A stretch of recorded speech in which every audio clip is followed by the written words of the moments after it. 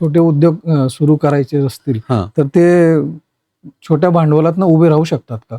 अगदी 5,000 ते 50,000 पासून पण सुरुवात करू शकता तुम्ही. हां. हे व्यवसाय सगळे सुरू करत असताना काही नोंदणी वगैरे करणं आवश्यक असतं का? भारतात किंवा मग महाराष्ट्रामध्ये कुठे काय असेल? हे व्यवसाय करताना तुम्हाला भारत सरकारने एक पोर्टल केलेलं आहे. त्याचं नाव आहे जेम. अच्छा. म्हणजे गव्हर्नमेंट ई मार्केट असं त्याचं नाव आहे. GEM. GEM. अच्छा. या पोर्टलवरती तुम्ही जर गेला तर तुम्हाला सगळी माहिती त्या पोर्टलवरती तुम्हाला मिळू शकते. स्कीम्सची. सगळ्या स्कीमची पण बरं. माहिती मिळते. प्लस तुम्ही काही प्रोडक्ट बनवत असाल हां. तर त्या प्रोडक्टला तुम्ही त्या जेम मार्फत तुम्ही सेल करू शकता. तुम्ही एखादा प्रोडक्ट बनवता जो रेल्वेला लागतोय किंवा हां. रेल्वेला लागतोय. हां. पण तुम्ही रेल्वेपर्यंत कसं पोहोचाल तर तुम्ही रेल्वेपर्यंत जेम थ्रू पोहोचू शकता. अरे वाह! तुम्ही जेम वरती रजिस्ट्रेशन करायचं. तुम्ही तुमची कंपनीची प्रोफाईल अपलोड करायची, अपडेट करायची आणि तुम्ही जे काही प्रोडक्ट बनवतायत त्या प्रोडक्टची माहिती तुम्ही द्या किंवा तुमच्याकडे ज्या काही प्रोसेस आहेत, मशीन आहेत त्याची माहिती तुम्ही टाकायची. त्याच्या व्यतिरिक्त तुम्हाला एक्सपोर्ट जर करायचा असेल तर एक्सपोर्टच्या काही वेबसाईट आहे भारत सरकारच्या. त्याच्यावरती तुम्हाला भारत सरकार कुठे एक्सपोर्टमध्ये तुम्हाला सपोर्ट करू शकते. महिलांसाठी काही विशेष योजना किंवा त्यांना फायदा काय आहे? मार्केटिंग कसं करावं हा मूळ मुद्दा आहे आतापर्यंत. हा, प्रोडक्टचं मार्केटिंग तुम्ही जर त्या महिलेने काही फूड प्रॉडक्ट्स बनवले.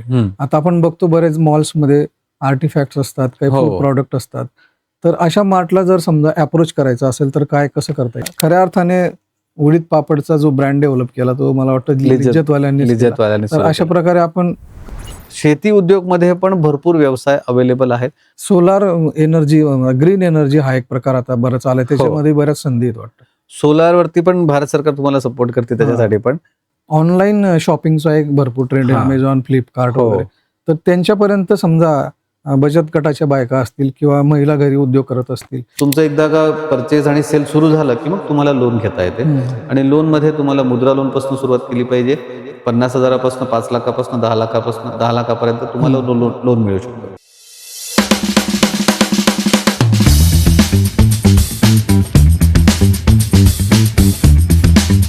नमस्कार, मी डॉक्टर प्रशांत पाटील. सात संवाद आणि प्रतिसादच्या आजच्या या विशेष भागामध्ये मी सर्व प्रेक्षकांचं मनापासून स्वागत करतो. मागच्या काही एपिसोड्सच्या माध्यमातून, सात संवाद आणि प्रतिसादच्या पॉडकास्टच्या माध्यमातून आपण शैक्षणिक क्षेत्र असेल, काही धार्मिक स्थळांच्या भेटी असतील, त्याचप्रमाणे अत्यंत महत्त्वाचा आणि आपल्या रोजच्या जीवनाशी निगडीत असलेला प्रथमोपचार हा एक चांगला भाग आपण या ठिकाणी पुण्यातील emergency management expert doctor Padmanabh Keskar sir यांच्या मार्गदर्शनातून प्राप्त केला. खऱ्या अर्थाने आपण ज्यावेळेला रोज जीवन जगत असतो त्यावेळेला अनेक अडीअडचणींचा आपल्याला सामना करावा लागतो. बऱ्याच वेळेला काही बर्न्सचे केसेस असतील, भाजलं असेल, कुत्रा चावला असेल, साप चावला असेल, हार्ट अटॅक आला असेल, अशा वेळेला काय करायला पाहिजे एक सर्वसाधारण माणूस म्हणून. त्या सगळ्या प्रथमोपचाराच्या ज्या काही गोष्टी होत्या, जे काही प्रशिक्षण होतं त्याची माहिती डॉक्टर पद्मनाभ केसकर सर यांनी मागच्या 3ही एपिसोडमध्ये अत्यंत उत्कृष्ट रीतीने आणि सोप्या भाषेत सांगितलेली आहे. आपण सगळ्यांनी जर त्या एपिसोडला पाहिलं नसेल तर आपण ते मागचे 3 एपिसोड नक्की बघा, कारण आपल्या रोजच्या जीवनाशी निगडीत प्रथमोपचार हा अत्यंत महत्त्वाचा विषय आपण त्यामध्ये घेतलेला आहे. आज एका नवीन विषयाकडे वळतोय. आज आपण उद्योग या क्षेत्राशी निगडीत काही जे प्रश्न असतील आपल्या मनामध्ये ते आपले जे गेस्ट आहेत त्यांच्या संवादातून आपल्याला ते कळतीलच. परंतु ओव्हरऑल ज्या बेसिक गोष्टी आहेत की व्यवसाय सुरू करायचा असेल तर भांडवल कुठून आणलं पाहिजे, व्यवसाय सुरू करायचा असेल तर नेमकं पायाभूत सुविधा कशा असल्या पाहिजेत, त्याचप्रमाणे लोन कसं उचलायचं, या सगळ्या गोष्टी आज आपण आजचे गेस्ट यांच्या माध्यमातून जाणून घेणार आहोत. मी आपल्या सर्वांच्या वतीने आजचे आपले गेस्ट श्री राजेशजी सहस्रबुद्धे यांचं मनापासून स्वागत करतो. सर नमस्कार. आजच्या या एपिसोडमध्ये आपण सरांकडून उद्योगाला लागणारं जे काही इन्फ्रास्ट्रक्चर असतं त्याची जी माहिती असते, सर्टिफिकेशन्स काय असतात, लायसन्स काय असतात, या सगळ्या गोष्टी जाणून घेणार आहोत. तत्पूर्वी मी सरांचा निश्चित आपल्याला परिचय देऊ इच्छितो. राजेश सहस्रबुद्धे सर हे उत्पादन क्षेत्रातील अर्थातच मॅन्युफॅक्चरिंग क्षेत्रातील lean manufacturing, quality systems, Z certification आणि बिझनेस एक्सलन्स या क्षेत्रातील अनुभवी सल्लागार अर्थात कन्सल्टंट आहेत. त्यांना उत्पादन उद्योगातील 25 पेक्षा अधिक वर्षांचा अनुभव आहे. ते lean manufacturing, TPM, kaizen, 5S, SMED, visual management, productivity improvement आणि ऑपरेशनल एक्सलन्स या उपक्रमांमध्ये विशेष प्रावीण्य ठेवतात.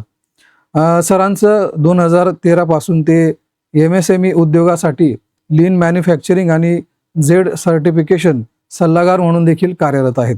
त्याचप्रमाणे ऑटोमोबाईल इंजिनिअरिंग, फॅब्रिकेशन, लीन आणि गुणवत्ता सुधारणा प्रणाली यशस्वीरित्या त्यांनी राबवलेल्या आहेत.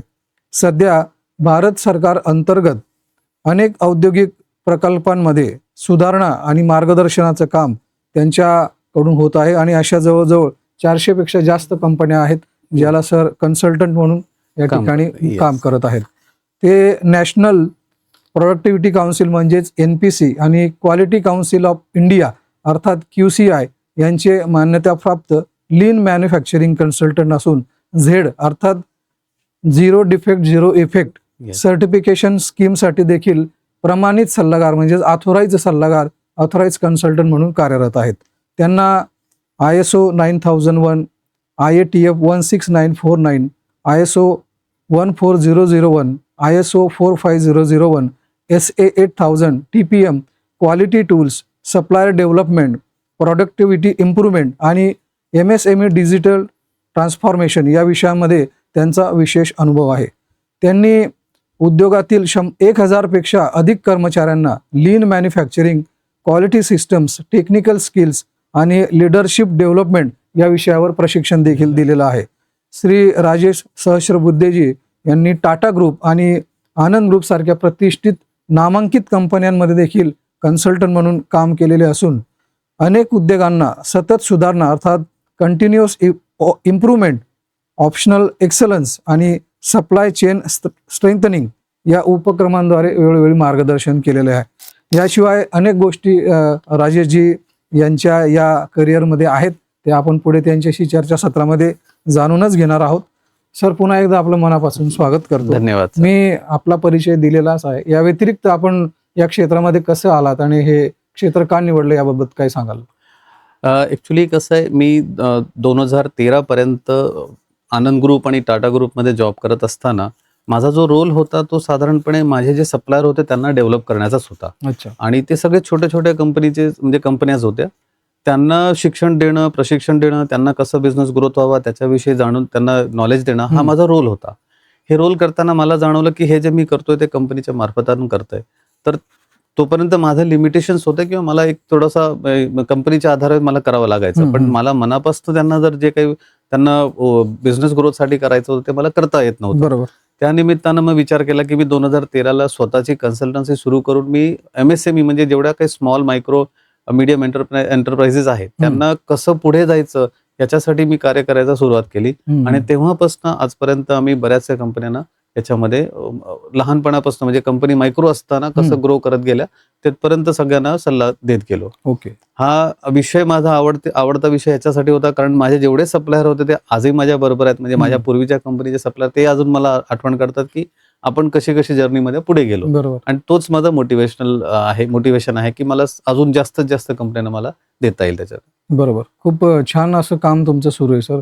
म्हणजे आपण चर्चा करताना मागे हेही बोललो की मराठी मुलांनी खास करून महिलांनी या उद्योग क्षेत्राकडे वळलं पाहिजे यासाठी आपण खूप सातत्याने प्रयत्न करत आहात. त्याबद्दल मी आपला आभार व्यक्त करतो. कारण व्यवसाय हा असा विषय आहे की प्रत्येकाला तो करायची आवड असते परंतु काही बेसिक माहिती नसते. त्याच्यामुळे बरेच लोक त्यापासून दूर राहतात.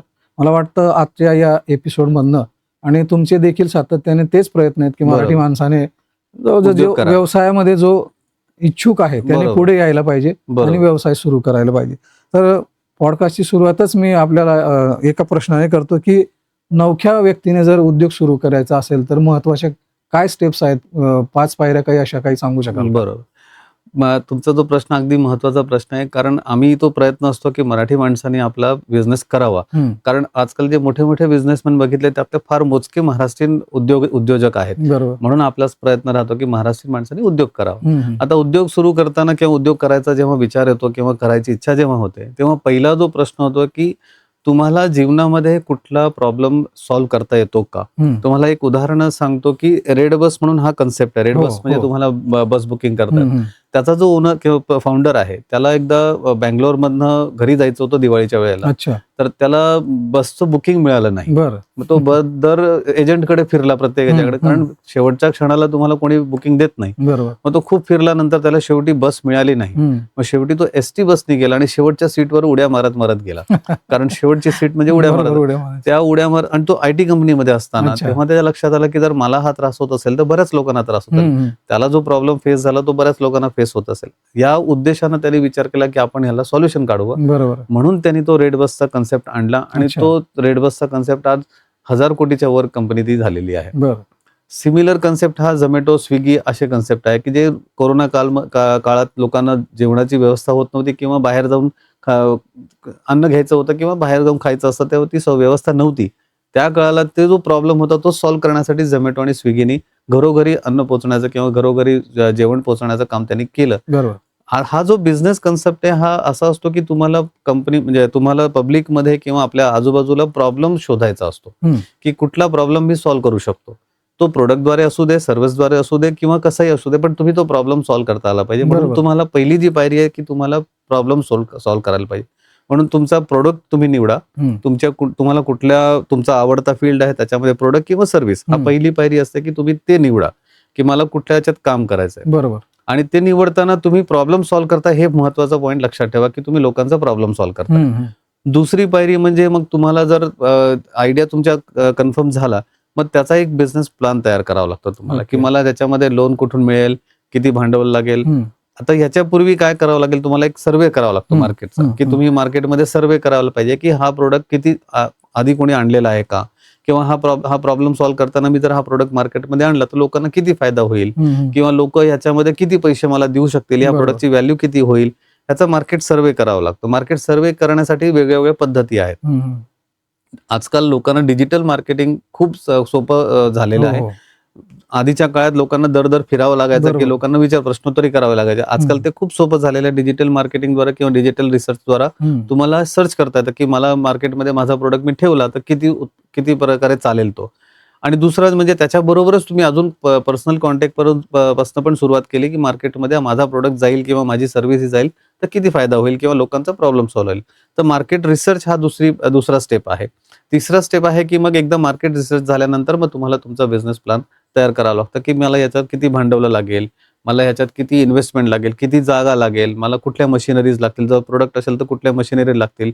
ह्याच्यासाठी म्हणजे मी असं सजेस्ट करतो लोकांना, ज्यांना नवीन बिझनेस सुरू करायचा असेल त्यांनी पर्सनली जाऊन बघावं की ह्या अशा बिझनेस कुठे सुरू आहेत का. बरोबर. उदाहरणार्थ सांगितलं की समजा एक प्लास्टिक इंजेक्शन मोल्डिंग मशीन आहे, तर प्लास्टिक आपले बरेचसे प्रोडक्ट मार्केटमध्ये असतात, आपल्या आजूबाजूला असंख्य प्लास्टिक प्रोडक्ट असतात. मग हे प्लास्टिक प्रोडक्ट बनताना कुठली मशीन यूज होते, कुठल्या मोल्ड यूज होतात, कुठल्या प्रकारची व्यवस्था असते, हे स्वतः जाऊन बघणं हे खूप महत्वाचं ठरतं. म्हणून त्यांनी हा स्वतः अनुभव घ्यावा की बाबा हे कसं बनतं, कसं त्याला ऑर्गनाइज करतात, मोल्ड कसा असतो, कसं लावतात, कसं करतात, हे सगळं त्यांना बघायचं असतं. एकदा का ते तुमचं बिझनेस प्लॅन तयार झालं, मग त्याला तुम्हाला किती भांडवल लागेल, किती मशिनरीची कॉस्ट किती असते, टूलची कॉस्ट किती असते, मॅनपॉवर किती लागतो, हा सगळा थोडासा अभ्यास करावा आणि त्याचा एक बिझनेस प्लॅन तयार करावा. बिझनेस प्लॅन तयार केल्यानंतर मग आपण त्याला कुठून लोन मिळते, त्याला एक रजिस्ट्रेशन आपलं असतं गव्हर्नमेंटचं, की गव्हर्नमेंटचं रजिस्ट्रेशन मध्ये त्याच्यामध्ये बऱ्याचशा गोष्टी आहेत. त्याच्यामध्ये तुम्हाला शॉपेक लायसन्स तुम्हाला काढावा लागतो, उद्यम रजिस्ट्रेशन करावं लागतं, जीएसटी सर्टिफिकेट काढावं लागतं. जीएसटी सर्टिफिकेट हे तुमचं जनरली 20 लाखापर्यंत उत्पन्न असेल तर त्याच्यानंतर तुम्हाला गरज पडते, तोपर्यंत गरज पडत नाही. तोपर्यंत तुम्ही आहे फक्त शॉपेक्ट आणि उद्यम रजिस्ट्रेशन दोन महत्वाचे असतात. शॉपेक्ट म्हणजे तुमचा एक छोटेखानी व्यवसाय असेल, त्याचा फिजिकल तुम्हाला दुकान किंवा फिजिकल उद्योग असणं गरजेचं असतं. म्हणजे तुम्ही ट्रेडिंग करत असणारा एक छोटासा शॉप पाहिजे, तुम्ही छोटासा दुकान कुठलं उघडलं असेल त्याला शॉपेक्ट लागतो. उद्यम रजिस्ट्रेशन हे तुम्हाला सरकारी स्कीम घेण्यासाठी महत्वाचं ठरतो, कारण प्रत्येक सरकारी स्कीम जी आहे ही उद्यम सर्टिफिकेशन थ्रूच तुम्हाला मिळू शकते. तर तुम्हाला उद्यम रजिस्ट्रेशन पण हे महत्वाचं ठरतं. त्याच्यानंतर तुम्हाला एकदा शॉपेक्ट झालं, MSMEचं उद्यम रजिस्ट्रेशन झालं, जीएसटी झालं, नंतर जर तुम्हाला वेगवेगळे व्यवसाय असतील, जसं तुम्हाला फूड प्रोडक्ट असेल तर तुम्हाला FSSAIचं तुम्हाला लायसन्स लागतं, तुम्हाला केमिकल असेल तर तुम्हाला केमिकलच्या प्रमाणे लायसन्स लागतात. तर वेगळ्या उद्योगप्रमाणे तुम्हाला ते लायसन्स जाणून घ्यावे लागतात की मला काय काय लायसन्स लागणार आहेत. हे लायसन्स तुम्ही किंवा रजिस्ट्रेशन केल्यानंतर मग तुम्हाला उद्योग सुरुवात करणं गरजेचं राहतं. मग उद्योग सुरुवात करताना तुम्ही पहिले छोटे खाणी सुरुवात करायची, अगदी काही मोठे खाणी करायची गरज नसते. छोटे खाणी सुरुवात करायची, हळूहळू तुमचा प्रोडक्ट बनवायचा आणि मग मार्केटमध्ये ठेवायचा. मार्केटमधनं त्याचा फीडबॅक घेणं हे खूप महत्वाचं. म्हणजे काय, कस्टमरला तुम्हाला काय वाटतं त्याविषयी ते फीडबॅक घेऊन तुम्हाला पुढे पुढे चालायचं असतं. तर असे स्टेप्स आहेत त्याच्यामध्ये, आणि अशा स्टेप्समध्ये मराठी माणसांनी त्याच पद्धतीनं पुढे जावं. त्याला आजकाल खूप सगळी उदाहरणं आहेत मार्केटमध्ये हो. की कसं हे पुढे जातात लोक, आणि सगळा नॉलेज हा तुम्हाला युट्यूबवर किंवा गुगलवरती तुम्हाला मिळू Correct. शकतो. बरोबर. म्हणजे याच्यामध्ये कोणाला घ्यायची गरज नाही. हम्म. फक्त एक महत्वाचं म्हणजे की तुम्हाला त्या विषयावर तुम्ही बिझनेस कराल त्याचा एक एक्सपर्ट तुम्हाला त्याचा सल्ला घेणं गरजेचं अच्छा, राहतं. बरोबर. एक्सपर्टचा सल्ला का घ्यावा लागतो? कारण त्याची प्रोसेसचा एक्सपर्ट असतो तो. त्या प्रोडक्ट विषयी त्याला माहिती असते आणि मार्केटमध्ये काय चालू आहे त्याला ते माहिती असतं. आपण जेवढ्या पोहोचत नाही तोपर्यंत त्याचा अनुभव आपल्याला मिळू बरोबर, शकतो. बरोबर. मग एक एक्सपर्टचा सल्ला घेणं हे गरजेचं राहतं कधी पण. मग ह्या स्टेप्स प्रमाणे माणसांनी पुढे जावं आणि नवीन जे काही उद्योग करणार त्यांनी या स्टेप प्रमाणे पुढे जावं. बरोबर. नौक्यांसाठी खूप छान आपण हे स्टेप सांगितलं सर. खऱ्या अर्थाने आधी मार्केट रिसर्च करा, त्याच्यानंतर बिझनेस प्लॅन तयार Business करा, plan. बिझनेसचा आराखडा तयार करा, बरोबर, त्याच्यानंतर कायदेशीर नोंदणी असेल ती करा. करायला लागते. हे बरोबर, सगळ्या स्टेप्स नवख्या म्हणजे बिझनेस सुरुवात करायच्या आधी हे आपण सगळं बरोबर. करायला पाहिजे. आयडिया निवडताना कुठल्या गोष्टी लक्षात ठेवायला पाहिजे? आयडिया निवडताना पहिले तुमची काय आवड आहे त्याच्यावरती खूप महत्वाचं ठरतं. बरोबर. आता माझा जर बघितलं तर मला समजा मला कॉम्प्युटरमध्ये इंटरेस्ट आहे, तर मला त्या सॉफ्टवेअरमध्ये इंटरेस्ट असेल तर मी सॉफ्टवेअरच्या प्रमाणे माझा प्रोडक्ट डेव्हलप केला पाहिजे किंवा बरोबर. मला विचार केला पाहिजे. सर मला फिजिकल कुठला प्रोडक्ट पाहिजे असेल किंवा मला प्लास्टिकमध्ये इंटरेस्ट असेल, का मला मशिनरीमध्ये इंटरेस्ट असेल किंवा मला फूडमध्ये इंटरेस्ट असेल, तर पहिले तो आपला इंटरेस्ट शोधावा व्यक्तीने की बरोबर. मला इंटरेस्ट कशात आहे. काय होतं कधी कधी की इंटरेस्ट नसताना आपण बिझनेस करतो ना, तो आपला मध्येच इंटरेस्ट गेला की तो बिझनेस तसाच कोलमडतो आणि मग त्याचा निगेटिव्हिटी आपल्या याच्यात येते. बरोबर. म्हणून पहिले आपण आपला इंटरेस्ट शोधावा की माझा इंटरेस्ट कशात आहे. इंटरेस्ट निवडल्यानंतर म्हणजे माझा इंटरेस्ट आता कसा निवडावा, तर मला एखाद्या विषयावरती मला जास्त त्याच्यामध्ये बोलणं आवडतं किंवा मला त्याचं नॉलेज घेणं आवडतं.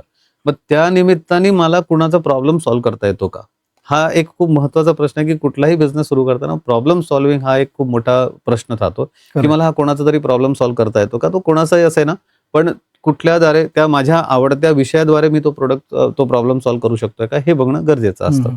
मग पहिले आयडिया निवडताना तुमची आवड पहिले निवडावी आणि बरोबर. कोणाचा प्रॉब्लेम आपण सॉल्व्ह करतोय का हे बघावं. हे दोन महत्वाच्या गोष्टी बघाव्या. बरोबर.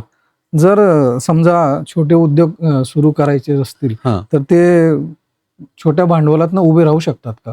अगदी 5,000 ते 50,000 पासून पण सुरुवात करू शकता तुम्ही. अच्छा. आणि त्याला करोडोचाच फंड पाहिजे असं काही नाही. बरोबर.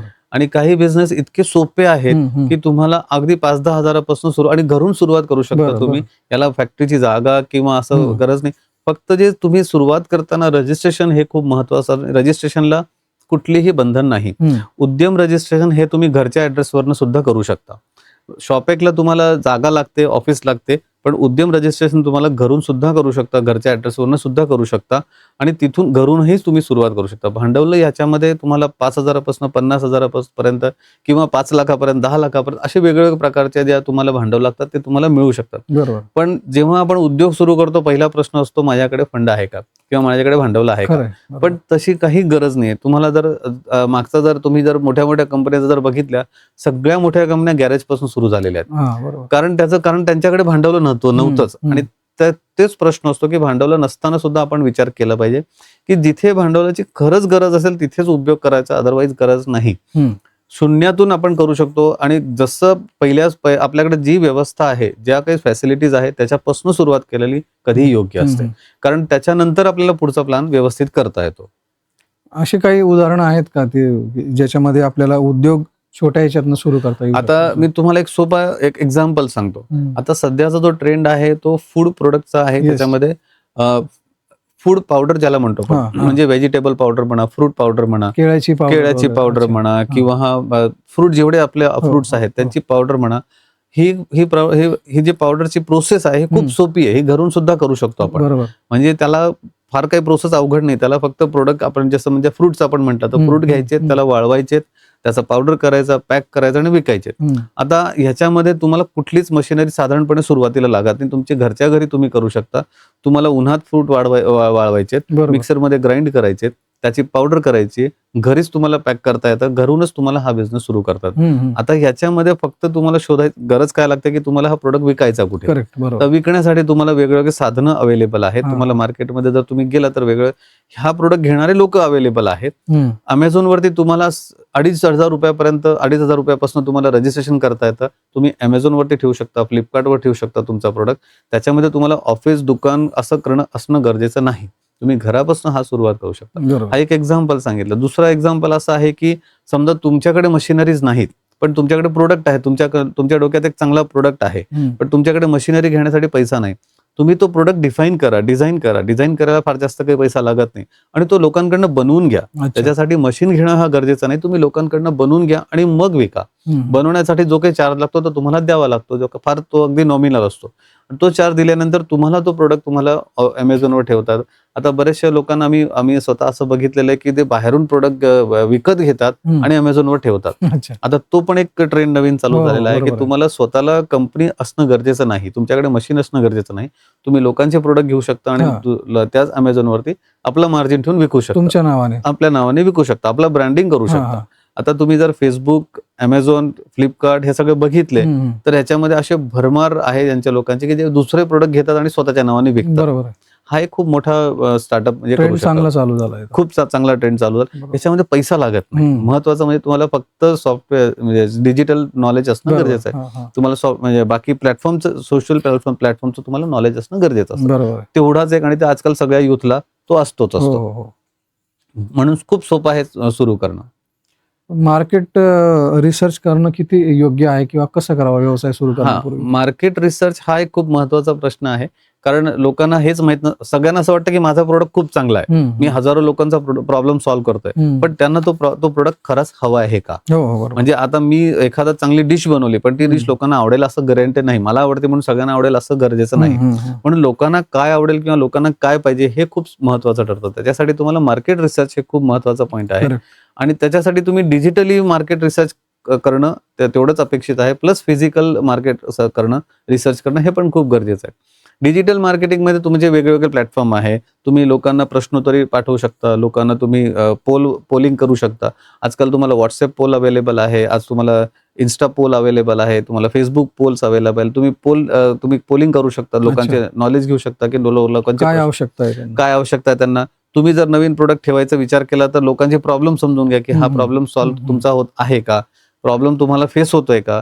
ह्याच्यामधनं तुम्हाला मार्केट सर्वे करता येतो की लोकांचे प्रॉब्लेम्स काय आहे किंवा त्याच्यामधनं आपण काय सॉल्युशन आणू शकतो. तसंच फिजिकली जाऊन लोकांना प्रश्नोत्तरी विचारू शकता तुम्ही. आता आजकाल लोकांचा हा एक थोडासा विचार असतो की मी फिजिकली गेलो तर मला लोक काय म्हणतील. लोक पहिले ती भीती घालवावी लागेल की मला लोक काय म्हणतात. लोक काही म्हणू द्या, आपल्याला बिझनेस करायचा आहे तेवढं लक्षात ठेवायचं आणि लोकांना प्रश्न विचारायचे, त्यांनी उत्तर देऊ न देऊ, जो उत्तर देतो त्याची उत्तरं घ्यायची, जो नाही देत त्याला सोडून द्यायचं. बरोबर. आणि मग प्रश्न विचारत आपल्या 10, 15, 50 लोकांना आपण जर विचारत गेलो, आपल्याला त्याच्यामध्ये नक्कीच काहीतरी आयडिया मिळतो आणि त्या आयडियाप्रमाणे आपण त्याच्यावरती काम करायला सुरुवात केली पाहिजे. बरोबर. पण हे व्यवसाय सगळे सुरू करत असताना काही नोंदणी वगैरे करणं आवश्यक असतं का भारतात किंवा मग महाराष्ट्रामध्ये कुठे काय असेल? हे व्यवसाय करताना तुम्हाला सगळ्यात महत्वाचं असतं म्हणजे पहिले शॉप ऍक्ट आणि MSMEचं उद्यम रजिस्ट्रेशन. उद्यम रजिस्ट्रेशन हे अगदी 10 मिनिटाच्या अंतरा म्हणजे 10 मिनिटाच्या याच्यामध्ये होतं. तुम्हाला वेबसाईट आहे udyamregistration.gov.in. या वेबसाईटवर गेल्यानंतर तुमची माहिती भरायची, उद्योगाची माहिती भरायची, तुम्हाला काय करायचं आणि थोडंफार ऍड्रेस वगैरे तुमचे प्रूफ लागतात. म्हणजे ऍड्रेस प्रूफ लागतो, तुमचं आता घरी तुम्हाला करायचं असेल तर घरचं इलेक्ट्रिक बिल लागेल तुमच्या नावाचं, तुमचं स्वतःचं आधार कार्ड, पॅन कार्ड लागतो आणि तुमचं बँक अकाउंट ओपन केलेलं असतं. तुम्हाला जो नाव ठरवायचं असतो त्याचं बँक अकाउंट ओपन करावं लागतं. आणि मग हे केल्यानंतर तुम्ही ते उद्यम रजिस्ट्रेशन करू शकता. ह्याच्या आधीची एक स्टेप आहे की तुम्हाला जर तुमच्या उद्योगाचं नाव ठरवायचं असेल तर तुम्हाला नावाचं एक रजिस्ट्रेशन करावं लागतं. समजा तुमच्या नावाचं प्रायव्हेट लिमिटेड करायची असेल किंवा LLP करायची असेल किंवा स्वतःची प्रोप्रायटरशिप करायची असेल तर त्याचं एक रजिस्ट्रेशन करावं लागतं. त्या नावाचं रजिस्ट्रेशन केल्यानंतर त्या नावाने तुम्ही उद्यम रजिस्ट्रेशन करा आणि मग त्याच्यानंतर शॉप ऍक्ट लायसन्स घ्या. शॉप ऍक्ट लायसन्स हा तुम्हाला जर फिजिकल दुकान वगैरे उघडणार असेल त्याच्यासाठी लागतो. आणि ह्या दोन्ही गोष्टी केल्यानंतर तुम्ही व्यवसायाला सहज सुरू करू शकता. त्याच्यानंतर मग तुमचे जे प्रोडक्ट आहे त्या प्रोडक्टच्या प्रमाणे तुम्हाला लायसन्स घ्यावे लागतात. जसं फूड प्रोडक्ट असेल तर FSSAI असा तो लायसन्स लागतो, फूडचा लायसन्स लागतो. तुम्हाला जर केमिकल करायचं असेल तर पॉल्युशन कंट्रोलचं लायसन्स, MPCBचं लायसन्स Yes. लागतं. त्याच्यानंतर तुम्ही जर कुठल्या बाकीच्या याच्यामध्ये केमिकलचा बिझनेस करणार असाल किंवा फार्मास्युटिकल बिझनेस करणार त्याच्यासाठी वेगळे लायसन्स लागतात. तर प्रत्येक उद्योगाला उद्योगप्रमाणे लायसन्स लागतात. ते तुम्हाला गुगलवरती सर्च केलं तरी सापडू शकतो बरं. किंवा गव्हर्नमेंटच्या भरपूर वेबसाईट्स आहेत, ते आपण नंतर डिस्प्ले करतोच. त्या सगळ्या याच्यामध्ये कुठले लायसन्स लागणार हे सहजपणे तुम्हाला मिळू शकतात त्याच्यामध्ये. फक्त एवढंच आहे की लायसन्सला जो काही पैसा लागतो तो खूपच नॉमिनल असतो आणि गव्हर्नमेंटचे लायसन्स म्हणजे अगदी 2,000-2,500 पासून सुरुवात होतात. उद्यम रजिस्ट्रेशन एकदम फ्री ऑफ कॉस्ट आहे, तुम्हाला त्याला एकही पैसा द्यावा लागत नाही. शॉपेकला तुम्हाला 1,300 किंवा 1,500 हा काही चार्ज आहे तो द्यावा लागतो.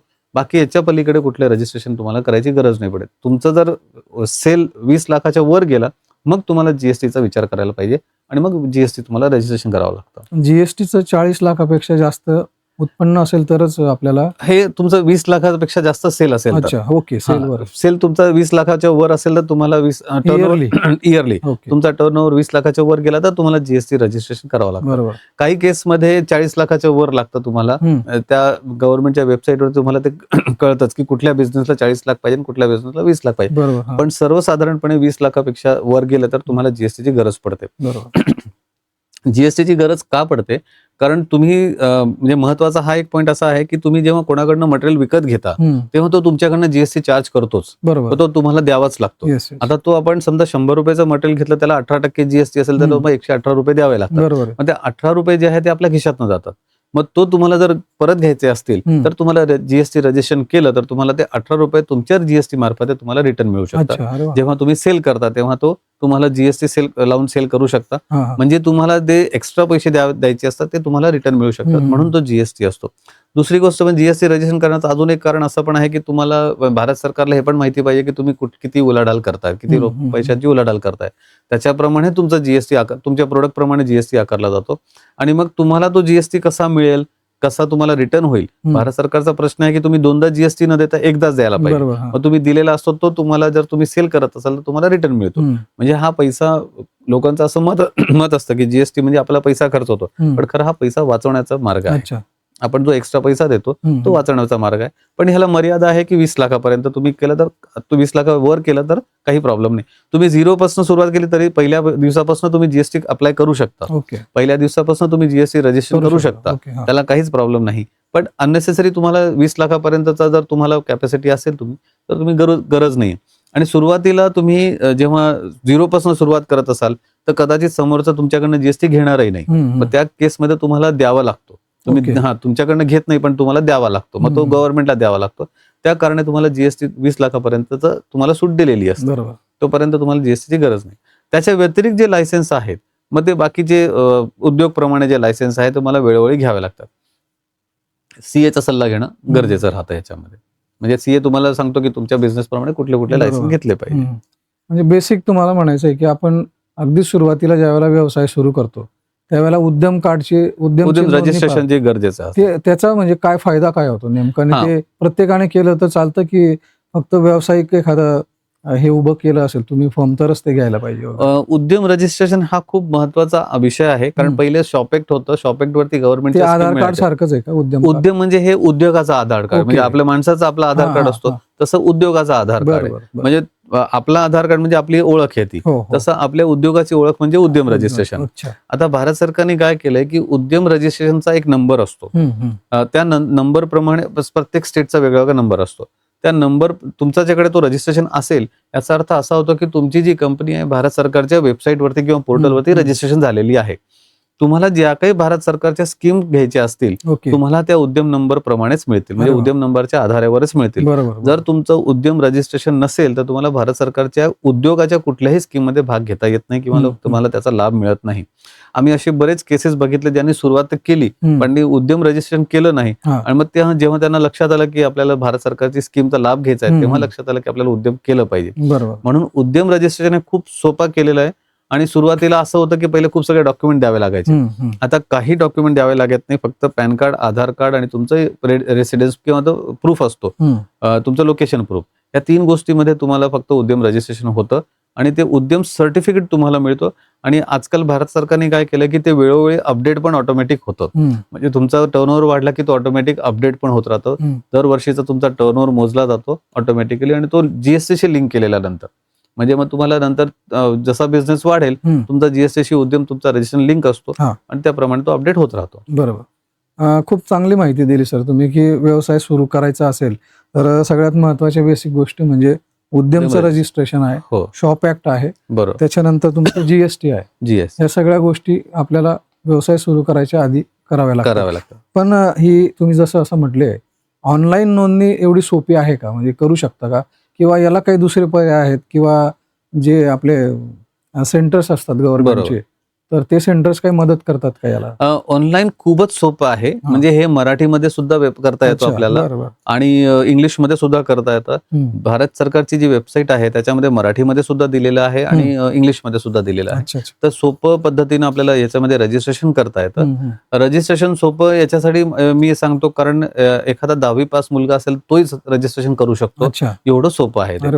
आणि त्याला कोणाचे हे कुठल्याही अधिकारीला भेटायची गरज नाही, गव्हर्नमेंटच्या कुठल्याही अधिकारी भेटायची गरज नाही, कुठल्याही ऑफिसला जायची गरज नाही. ते तुम्हाला ऑनलाईन मिळतं आणि ऑनलाईन सर्टिफिकेटच तुम्हाला डाउनलोड करून घेता येतं. तुम्हाला बाकीचे लायसन्स घ्यायचे असतील तर तुम्हाला नक्कीच कोणाला सल्ला घेणं गरजेचं राहतं. पण उद्यमला कोणाचीही गरज नाही किंवा कोणाच्याही ऑफिसला जायची गरज नाही. शॉपॅक्ट सुद्धा ऑनलाईन काढू शकता तुम्ही. शॉपॅक्टला सुद्धा 10वी पास मुलगा सुद्धा काढू शकतो. त्याच्यामध्ये पण तुम्हाला फक्त 3-4 डॉक्युमेंट, आधार कार्ड, पॅन कार्ड आणि तुमचं रेसिडेन्स प्रूफ किंवा जे काही तुम्ही व्यवसाय करणार आहोत त्याचा प्रूफ लागतो. तर ह्या 3-4 गोष्टीमुळेच तुमचं म्हणजे सोपं होतं. आणि गव्हर्नमेंटच्या वेबसाईट इतक्या फास्ट आहेत आजकाल. सुरुवातीला होतं की प्रत्येक वेबसाईटला म्हणजे एकच वेबसाईट होती प्रत्येक गोष्टीला. आता त्यांनी प्रत्येक गोष्टीला वेगळे वेबसाईट केल्यामुळे खूपच सोपं झालेलं आहे. आणि इतक्या फास्ट वेबसाईट आहेत की 10 मिनिटात अगदी तुमचं उद्यम सर्टिफिकेट मिळतं.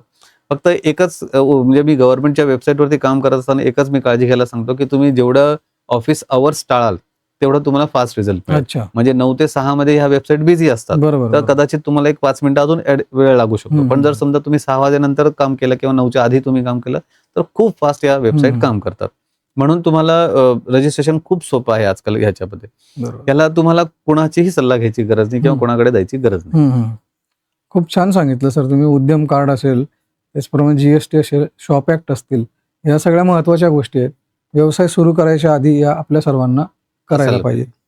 आणि ऑनलाईन प्रोसिजर पण फार सोपी आहे, खूपच सोपी अगदी.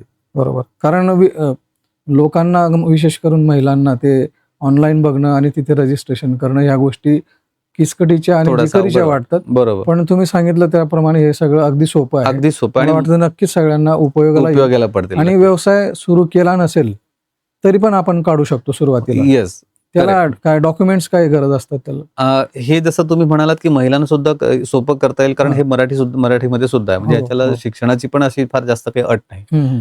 ह्याच्यामध्ये डॉक्युमेंट लागणारे म्हणजे तुमचा पहिले आधार कार्ड असणं गरजेचं आहे, पॅन कार्ड असणं गरजेचं आहे आणि तुम्ही ज्या जागेला व्यवसाय करणार त्याचं तुमच्या नावाने एकतर प्रूफ असणं गरजेचं आहे. समजा तुमची स्वतःची जागा असेल तर त्याला इलेक्ट्रिक बिल लागतं. आणि स्वतःची जागा नसेल, तुम्ही समजा रेंटल याच्यावरती स्पेसवरती राहाल किंवा तुम्ही किरायाच्या याच्यावरती राहाल किंवा भाड्याच्या जागेवर राहत असाल तर तुम्हाला तो भाडा करार असतो, एग्रीमेंट असतो, त्याची एक कॉपी लावावी लागते. आणि त्याची कॉपी तुम्हाला त्या एग्रीमेंट कॉपी लावल्यानंतर तुम्हाला सर्टिफिकेशन मिळू शकतो. हे सगळं ऑनलाईन सगळं ऑनलाईन तुम्हाला सबमिट करावं लागतं. फोटो काढायचा आणि फोटो अपलोड करायचा, एवढी सोपी गोष्ट आहे त्याच्यामध्ये. अगदी सोपी पद्धत तुम्ही सांगितली. तर प्रत्येकाने ज्याला उद्योग करायची इच्छा आहे त्याने सगळ्यात आधी उद्यम कार्ड, उद्यम रजिस्ट्रेशन महत्वाचं आहे, ते करून घ्यायला पाहिजे. सर तुम्ही जसं म्हटलात की याला कन्सल्टंटची पण आवश्यकता असते कधी कधी, तर सुरुवातीला सीए ची आवश्यकता असते का चार्टर्ड अकाउंटंटची बिझनेस हे करायला? खरं बघितलं तर सुरुवातीला गरज नाही पडत. कसं असं तुम्हाला अगदी छोटेखानी व्यवसाय सुरू करायचा असेल तर सीएची सध्या तर तुम्हाला गरज पडत. सीएची गरज केव्हा पडते? जेव्हा तुम्हाला जीएसटी फाईल करावा लागतो किंवा मग आयटीआर रिटर्न फाईल करावा लागतो. तुमचा बिझनेसचा रिटर्न फाईल करायचा असेल किंवा जीएसटी तुम्हाला फाईल करायचा असेल तर तुम्हाला सीएची गरज पडते किंवा टॅक्स कन्सल्टंटची गरज पडते. तोपर्यंत तुम्हाला सीए कडे जाण्याची गरज नाही. सीएच्या म्हणजे आता सीए कडे जायचं म्हटल्यावर, जीएसटी फाईल करायचं म्हटल्यावर 20 लाखाचं जर वर गेलं तरच तुम्हाला सीएची गरज पडते. त्या याच्यामुळे 20 लाखापर्यंत तुम्ही स्वतःचा इंडिपेंडेंटली करू शकता. सीएची गरज नाही. फक्त अच्छा. तुम्हाला सल्ला घ्यायचा असेल, कुठला कायदेविषयी सल्ला घ्यायचा असेल तर तुम्हाला सीएची गरज पडते. उदाहरणार्थ बरोबर. सांगितलं तर समजा आपल्याला एक प्रोप्रायटर कंपनी स्थापन करायची असेल आणि समजा आपल्याला प्रोप्रायटरवरनं LLP ला जायचं असेल तर त्याची काय म्हणजे त्याचा काय फायदा असतो, प्रायव्हेट लिमिटेडचा काय फायदा असतो, LLPचा काय फायदा असतो, हे समजा तुम्हाला जाणून घ्यायचं असेल तरच तुम्हाला सीएच्या सल्ल्याची गरज पडते. अदरवाईज गरज पडत नाही. ते पण तुम्हाला सीए म्हणण्यापेक्षा टॅक्स कन्सल्टंट पण सांगू शकतो तुम्हाला. तोपर्यंत तुम्हाला सीएची गरज लागत नाही. आणि फक्त तुम्हाला कन्सल्टंट लागतो तो तुमच्या प्रोसेसचा किंवा प्रोडक्टचा कन्सल्टंट लागतो सुरुवातीला. तो पण कन्सल्टंट म्हणण्यापेक्षा तुम्हाला कोणी एक्सपर्ट ओळखत असेल, मार्गदर्शक असेल तर त्याच्याकडनं तुम्ही सल्ला घेतला तरी जास्त उपयोगाला पडतो तो. आणि तुमच्या प्रोडक्ट विषयी जर चांगला सांगणारा असेल ते जास्त महत्वाचं ठरतं. बाकी सीएची तुम्हाला सुरुवातीला गरज पडत नाही. सुरुवातीला तुम्ही फार छान सांगितलं सर की उद्योग व्यवसाय करत असताना आधी ज्याला उद्योग सुरू करायचा आहे त्याने इंटरेस्ट डेव्हलप करायचा की आपल्याला कुठे आवड आहे कुठल्या बिझनेसमध्ये, आणि प्रत्यक्ष जाऊन ते जिथे जिथे मॅन्युफॅक्चरिंग होत आहे, मार्केटिंग होत आहे, तिथं व्हिजिट करून आपण त्याच्याविषयी स्टडी करायला पाहिजे, नंतरच पुढे गेलं पाहिजे. असं खूप छान आपण सांगितलं सर. आणि कोणत्या उद्योगांना विशेष लायसन्सची आवश्यकता असते असं काही? साधारणपणे ज्या उद्योगांमुळे वातावरणाला नुकसान होत असेल, मनुष्याला नुकसान होत असेल किंवा आपल्याकडे जे रिसोर्सेस आहेत, नॅचरल रिसोर्सेस आहेत त्यांना नुकसान होत असेल, त्या स्पेसिफिक त्या उद्योगांना लायसन्सची गरज लागते. आता याच्यामध्ये जर उदाहरण बघितलं तर मनुष्याला जे हानी होणार असेल तर फूड प्रोडक्टवर, समजा एखादा प्रोडक्ट चुकला तर त्या प्रोडक्टमुळे मनुष्याला हानी होऊ शकते, म्हणून त्याच्यासाठी एक फूड लायसन्स घेणं गरजेचं असतं. तुम्हाला एक साधं उदाहरण सांगतो मी की आपण कॅडबरीचे चॉकलेट खातो.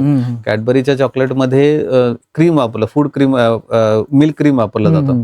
चायनामध्ये एक कंपनी होती मिल्क क्रीम बनवणारी, आणि त्या कंपनी सगळ्या जगभरामध्ये मिल्क क्रीम सप्लाय करायची. इव्हन आपल्या इकडे कॅडबरीचे जे आहे ते पण तिकडनंच क्रीम घ्यायचे सुरुवातीला. त्याच्यामध्ये एक पदार्थ असतो आर्सेनिक म्हणून. आर्सेनिक हा मनुष्याला थोडा जास्त म्हणजे विषारी मानला जातो. त्याचा एक काही पर्सेंटेज पर्यंत अलाउड असतो, पण त्याच्या वर गेलं की तो मनुष्याला नुकसान करतो. त्या कंपनीने एक म्हणजे आर्सेनिकचं पर्सेंटेज वाढवून याच्यासाठी घेतलं कारण त्यांनी लोकांमध्ये तो क्रीम खाण्याची पद्धत म्हणजे वाढवावी, इच्छा वाढवावी, म्हणून त्यांनी तो आर्सेनिकचा पर्सेंटेज वाढवला. त्याच्यामुळे भारतामध्ये सुद्धा बरेच मुलांच्या मृत्यू झालेला आहे, आणि त्या केसमध्ये ती कंपनी रातोरात बंद करण्यात आली. अशा प्रकारचे जे उदाहरण बघितले आपण, तर आपल्याला जो काही फूड आपण प्रोडक्ट बनवतो त्याच्यासाठी फूड लायसन्स घेणं गरजेचं आहे. फूड लायसन्स घेणं म्हणजे खूप सोपं आहे. त्याला तुम्हाला मी जर खर्च सांगितलं फूड लायसन्सचा साधारणपणे 8-10 हजारापर्यंत खर्च असतो फूड लायसन्स घेण्यासाठी. फूड लायसन्स ह्याच्यासाठी लागतो तुम्हाला की तुम्ही फूड प्रोडक्ट बनवण्याची तुम्हाला एक परवानगी मिळते आणि तो फूड प्रोडक्ट तुम्हाला विकायची परवानगी मिळते. सिमिलर केसमध्ये तुम्हाला फार्मास्युटिकल प्रोडक्ट बनवायचे असतील, केमिकल प्रोडक्ट बनवायचे असतील, तुम्हाला इतर प्रोडक्ट बनवायचे असतील तर त्याला वेगवेगळे लायसन्स असतात. आता वातावरणाला नुकसान होणार असेल असं तुम्ही जर कुठली समजा एखादा प्लास्टिक प्रोडक्ट तुम्ही बनवत असाल तर प्लास्टिक प्रोडक्ट बनवताना त्या प्लास्टिक मधले जो धूर निघतो किंवा जो फ्युम्स निघतात ते फ्युम्स वातावरणाला नुकसान करतात. म्हणून तुम्हाला पॉल्युशन कंट्रोल बोर्डचा एक लायसन्स तुम्हाला घ्यावं लागतं की तुम्ही जे काही कराल तो वातावरणाला नुकसान न होता करणार आहे, त्याच्यासाठी एक लायसन्स लागतो. तुम्ही समजा केमिकलचा उद्योग करणार असाल त्याला पण पॉल्युशन कंट्रोलचा लायसन्स लागतो, कारण त्याच्यामध्ये तुम्ही केमिकल हा यूज केल्यानंतर हे तुम्ही जमिनीत सोडणार असाल, आणि जमिनीत सोडणार असाल तर जमीन तुमची पॉल्युशन होते, जमिनीचं पॉल्युशन होतं किंवा झाडांना नुकसान होतं, त्याच्यासाठी तुम्हाला एक पॉल्युशन कंट्रोलचं सर्टिफिकेट लागतं. अशा वेगळ्या वेगळ्या उद्योगाला वेगवेगळे सर्टिफिकेट लागतात, आणि ह्याची माहिती सुद्धा गुगलवरती अवेलेबल आहे. ते पण इझी प्रोसेस. ते पण फक्त कसं आहे, तुम्हाला ऑनलाईन सगळी माहिती असली पाहिजे की तुम्ही ऑनलाईन कसं काढता येतं. खरं तर तुम्हाला ऑनलाईनच याच्यामध्ये एक महत्वाचा भारत सरकारच्या याच्याने काय केलेलं आहे की तुम्हाला फिजिकली पैसे कुठेच द्यायचे नाही. जे काही द्यायचे तुम्हाला ऑनलाईनच द्यायचे, म्हणजे कोणाला टेबला खालून टेबलावरून असे काही पैसे द्यायची गरज पडत नाही. जे काही द्यायचे तुम्हाला ऑनलाईनच द्यायचे. ऑनलाईन दिल्यामुळे ती कॉस्ट खूपच कमी झालेली आहे. पहिले तुम्हाला शॉप रजिस्ट्रेशन करायचं असेल तुम्हाला टॅक्स कन्सल्टंटकडे जावं लागतं किंवा सीए कडे जावं लागायचं, त्याची फीस वेगळी आणि शॉपॅकची फीस वेगळी असायची. आता तसं राहिलेलं नाही. ऑनलाईन तुम्हाला अगदी सोप्या पद्धतीनं पे करावं लागतं. बरं, पेमेंट पण सध्या भारत सरकारने भीम ॲप किंवा UPI वगैरे सगळं अवेलेबल करून दिलेलं आहे. तुम्ही साधारणपणे मोबाईलवरनं पण तुम्ही पेमेंट करून हे करू शकता, आणि खूप सोप्या पद्धतीने ऑनलाईन होतं त्याच्यामध्ये. मगाशी आपण उद्यम कार्ड विषयी बोलत होता, तर एक त्याच्याशी रिलेटेड एक प्रश्न आहे माझा की त्याला त्या प्रोसिजरला पैसे किती लागतात रजिस्ट्रेशनला, आणि दुसरी गोष्ट त्याची काही व्हॅलिडिटी वगैरे असते का? उद्यम रजिस्ट्रेशनला पैसे लागत नाही, 0 पैसे लागतात. फ्री ऑफ कॉस्ट रजिस्ट्रेशन होतं. आणि उद्यम रजिस्ट्रेशन असं आहे की दरवर्षी ते अपडेट होत राहतं. ओके. दरवर्षी तुम्ही जरी अपडेट नाही केलं तरी Automatic ऑटोमॅटिक वेबसाईट वरती अपडेट होत राहतं की मागच्या वर्षी तुम्ही किती. कारण कसं आहे, तुम्ही जेव्हा उद्योग करता, जेव्हा तुम्ही गव्हर्नमेंटच्या वेबसाईटवर MSMEचं रजिस्ट्रेशन करता, तर तुम्ही किती बिल पे करताय किंवा तुमचे किती इनव्हॉइस रेज करताय किंवा तुम्ही किती इनव्हॉइस बनवताय, किती परचेस करताय, हा सगळा हिशोब त्या पोर्टलवरती तुम्हाला ऑटोमॅटिक जातो. तुम्ही जर नसेल कोणाला देत असेल तरी पण तो ऑटोमॅटिक जातो. कारण तुम्ही जीएसटी जर घेतला असेल तर जीएसटी मार्फत जातो. तुम्ही सेल बिल घेतलं असेल, समोरचा तुमच्या पॅन कार्डवरनं घेतो सगळं. हा सगळा तुमच्या पॅन कार्डशी कनेक्टेड असतो. म्हणजे तुम्ही तुमचा पॅन कार्ड जिथे जिथे टाकला असेल तिथली सगळी उलाढाल त्या उद्यम रजिस्ट्रेशन वरती कळते. म्हणून तुम्हाला उद्यम रजिस्ट्रेशन मध्ये सगळा तुमचा जो काही तुम्ही बिझनेस करत असेल सगळा तिथे तुमचा हिशोब असतो. म्हणून तो वेळोवेळी अपडेट होत असतो. यावर्षी मी 5 लाखाचा बिझनेस केला, पुढच्या वर्षी मी 1 कोटीचा बिझनेस केला, तर हे ऑटोमॅटिक माझ्या उद्यमवरती अपडेट होणार आहे. मला करायची गरज नाही. म्हणून हे ऑटोमॅटिक अपडेट होत राहतं. आणि हे भारत सरकार दर 31 मार्चला शार्प 31 मार्चला अपडेट करते. म्हणजे 1 एप्रिलला तुम्हाला नवीन तुमच्या उद्योगमध्ये अपडेशन दिसतं. आणि हे खूप फास्ट पद्धतीने होतं. आपल्या भारतामध्ये 6.5 कोटीच्या वर MSME आहेत. त्यांचं एका रात्रीत अपडेशन होतं. एका रात्रीत उद्यम रजिस्ट्रेशन अपडेशन 1 एप्रिलला सगळ्यांचं उद्यम अपडेट झालेलं असतं. म्हणजे एवढ्या फास्ट पद्धतीने काम करते. ISOचं पण बरंच ऐकण्यात येतं, त्याला काही सर्टिफिकेशनची गरज आहे कधी आणि काय घ्यावं? ISO हा एक सर्टिफिकेट असा आहे की तुमच्या प्रोडक्टची गुणवत्ता प्रूव्ह करण्यासाठी हा सर्टिफिकेट असतो. ISO हा जो विषय आहे, आता गुणवत्तासाठी ISOचे वेगळे वेगळे स्टँडर्ड्स आहेत. गुणवत्तासाठी क्वालिटीसाठी म्हटलं तर 9001 2015 हा एक सर्टिफिकेट आहे. हा जो सर्टिफिकेट आहे पूर्ण जगभरामध्ये मान्यताप्राप्त सर्टिफिकेट आहे. पण ह्याच्यामध्ये पण थोड्या वेगळ्या वेगळ्या कॅटेगरीज आहेत. त्याच्यामध्ये हे सर्टिफिकेट देणाऱ्या आपण म्हणतो त्यांना सर्टिफिकेशन बॉडी म्हणतो आपण. तर त्या सर्टिफिकेशन बॉडीवरती डिपेंड असतं की तुमच्या सर्टिफिकेशनला किती व्हॅल्यू आहे. आता एखादं दिल्ली मेड सर्टिफिकेशन तुम्हाला 500,000 रुपयापर्यंत पण सर्टिफिकेट मिळेल, पण त्याला काही व्हॅल्यू नसते किंवा त्याला कोणी ओळखत नाही. भारत सरकारने काय केलं आहे की त्याला एक सर्टिफिकेशन बॉडीला एक प्रमाणित सर्टिफिकेशन बॉडीची एक लिस्ट दिलेली आहे. त्या सर्टिफिकेशन बॉडीकडनं जर तुम्ही प्रमाणपत्र घेतलं तर त्याला तुम्हाला व्हॅल्यू असते. पण सुरुवातीला ISOची गरज नाही. सुरुवातीला तुमचा तो प्रोडक्ट आहे, तुम्ही कितीपर्यंत सेल करताय, किती लोकांपर्यंत पोहोचताय, तेवढा एक थोडासा तुम्ही लक्ष द्या की एक साधारण तुमचं 100 पेक्षा जास्त कस्टमर झाले किंवा 50 पेक्षा जास्त कस्टमर झाले आणि तुमची उलाढाल थोडी वाढली, समजा तुमची उलाढाल एक 50 लाखापर्यंतच्या वर गेली, मग आपल्याला असं वाटतं की ठीक आहे आता आपल्याला ISO घेतलं पाहिजे. कारण तुम्हाला मोठ्या कस्टमरकडे पर्यंत पोहोचायचं किंवा जास्त पोहोचायचं. एक्सपोर्ट करण्यासाठी तुम्हाला सुरुवातीपासून ISO लागतं. तुम्हाला जर एक्सपोर्ट करायचं असेल सुरुवातीपासून तुम्हाला कंपल्सरी ISO सर्टिफिकेट लागतं. पण भारतात जर विकायचं असेल तर सुरुवातीला 50 लाखापर्यंत गरज नाही, किंवा मी तरी असं सजेस्ट करेन की 50 लाखापर्यंत घ्यायची गरज नाही. तुम्ही 50 लाखापर्यंत सहज बिना ISOचे पण विकू शकता. फक्त लायसन्स तुमचे जे काही पाहिजे ते महत्वाचे आहे. ISO हे फक्त तुमच्या प्रोडक्टच्या क्वालिटी ठरवतं. ह्याच्या पुढे गेल्यानंतर मग बाकीचे सर्टिफिकेट आहेत. सुरुवातीला ISOची गरज नाही. आणि ISO जरी घ्यायचं असेल तरी भारत सरकारच्या प्रमाणित सर्टिफिकेशन बॉडीकडनं घेणं अपेक्षित आहे, आवश्यक आहे. सर, सगळ्यात महत्वाचा प्रश्न प्रत्येकालाच पडतो, भांडवल कसं उभं करायचं, त्याचे मार्ग किती आहे? आता मी परत याच्यात भारत सरकारचा उल्लेख करेन, कारण भारत सरकारने व्यवसायासाठी एवढी कामं करून केलेली आहे की त्याच्यामध्ये अगदी तुम्हाला 50,000पर्यंत 50,000पासून कर्ज मिळतोय तुम्हाला, आणि तुम्हाला 50 कोटीपर्यंत कर्ज मिळतोय. आणि ह्याच्यामध्ये वेगळ्या वेगळ्या स्कीम्स भारत सरकारने राबवलेल्या आहेत. पहिली जी स्कीम आहे त्याला आपण मुद्रा लोन म्हणूयात. मुद्रा लोन ही अगदी सगळ्यात इझिएस्ट लोन तुम्हाला मिळू शकते आणि खूप सोपी पद्धतीने आहे. त्याच्यामध्ये तुम्हाला 50,000पासून ते 10 लाखापर्यंत तुम्हाला कर्ज मिळतं. त्याच्यामध्ये 3 स्टेप आहे. पहिली जी आहे ती बाल्यावस्थामध्ये तुम्हाला अगदी सुरुवातीला म्हणलं किशोर अवस्था, किशोर ती स्कीम आहे. दुसरी तरुण आहे, त्याच्यानंतर अजून ती पुढची स्कीम. त्याच्यामध्ये पहिली जी आहे त्याला 50,000पर्यंत मिळतो, म्हणजे तुम्हाला अगदी 50,000पर्यंत तुम्हाला कर्ज मिळू शकतं. महत्वाचं म्हणजे तुम्हाला याला कुठलीही गॅरंटी लागत नाही. याला बिना गॅरंटी 10 लाखापर्यंत बिना गॅरंटी तुम्हाला लोन मिळते. आणि ही प्रत्येक बँकेला, म्हणजे भारत सरकारने प्रत्येक बँकेला कंपल्शन केलं आहे की तुम्हाला एवढी लोन द्यायचीच आहे, म्हणजे एवढ्या लोकांना तुम्हाला लोन द्यायचीच आहे. आणि आजकाल बँक पण सुद्धा समोरून तुम्हाला बँक लोनसाठी अप्रोच करतात. आणि त्याच्यामध्ये तुम्हाला कागदपत्र म्हटलं तर तुम्हाला फक्त एक प्रोजेक्ट रिपोर्ट लागतो छोटासा. तुम्ही एक छोटा हे ज्या ज्या लोन आहेत ना, कुठल्याही प्रकारचे लोन आहेत, लोन घ्यायच्या आधी तुम्हाला एक काळजी घ्यावी लागते की तुमचा बिझनेस सुरू असला पाहिजे. म्हणजे तुम्ही काहीतरी सुरुवात केलेली असली पाहिजे. म्हणजे समजा मला छोटीतले छोटी लोन म्हटलं, मला 50,000 जरी लोन म्हटली तरी मला एखादा प्रोडक्ट एक दोनदा विकला गेला पाहिजे, एक दोनदा मी काहीतरी मटेरियल परचेस केलं पाहिजे, तर माझा बिझनेस चालू असताना दिसतोय तो. अगदीच मी माझे काहीच न करता मला लोन पाहिजे असं म्हटलं तर होत नाही. बरोबर. तुम्हाला सुरुवात काहीतरी करावी लागते. हो. म्हणजे तुम्ही स्वतःचं पहिल्या खिशातनं थोडंफार भांडवल काढून 5-50,000 रुपये 5-10,000 रुपये टाकून तुम्ही एक सुरुवात केली पाहिजे. तर पहिला जो भांडवल आहे, जर समजा तुमच्याकडे असेल, स्वतःकडे असेल, तर पहिली सुरुवात तुम्ही स्वतः करा, की माझ्याकडे 5-10,000 रुपये आहेत, किंवा मित्रांकडनं नातेवाईकांकडनं घेतलं विश्वासू याच्यावरती, तर तुम्ही पहिले सुरुवात केली पाहिजे. कारण कुठलीही लोन घेताना पहिले तुम्हाला दाखवावं लागतं की तुम्ही ऑलरेडी बिझनेस सुरू केलेला आहे. तर तो तुम्हाला लागतो. म्हणून तुम्ही पहिले तुमचा बिझनेस सुरू करताना एक छोटा खानी भांडवल घेऊन स्वतःचं भांडवल टाका, किंवा मित्रांकडनं नातेवाईकांना घेतलं आणि मग तुम्ही सुरुवात केली. तुमचं एकदा का परचेज आणि सेल सुरू झालं की मग तुम्हाला लोन घेता येते. आणि लोन मध्ये तुम्हाला मुद्रा लोन पासून सुरुवात केली पाहिजे. 50,000 पासून 5 लाखापासून 10 लाखापासून 10 लाखापर्यंत तुम्हाला लोन मिळू शकतं. याच्या व्यतिरिक्त भरपूर स्कीम्स आहेत याच्यामध्ये भारत सरकारच्या, त्याच्यामध्ये तुम्हाला लोन मिळू शकतं. मुद्राच्या व्यतिरिक्त पण काही स्टँडअप इंडिया वगैरे, स्टँडअप इंडिया आहे, स्टार्टअप इंडिया आहे, CGSME आहे, त्याच्यानंतर प्रधानमंत्री एम्प्लॉयमेंट जनरेशन योजना आहे. या सगळ्या याच्यामध्ये तुम्हाला लोन मिळतात. स्टँडअप इंडिया ही स्पेसिफिकली महिलांसाठी आणि SC/ST कॅटेगरीच्या लोकांसाठी आहे.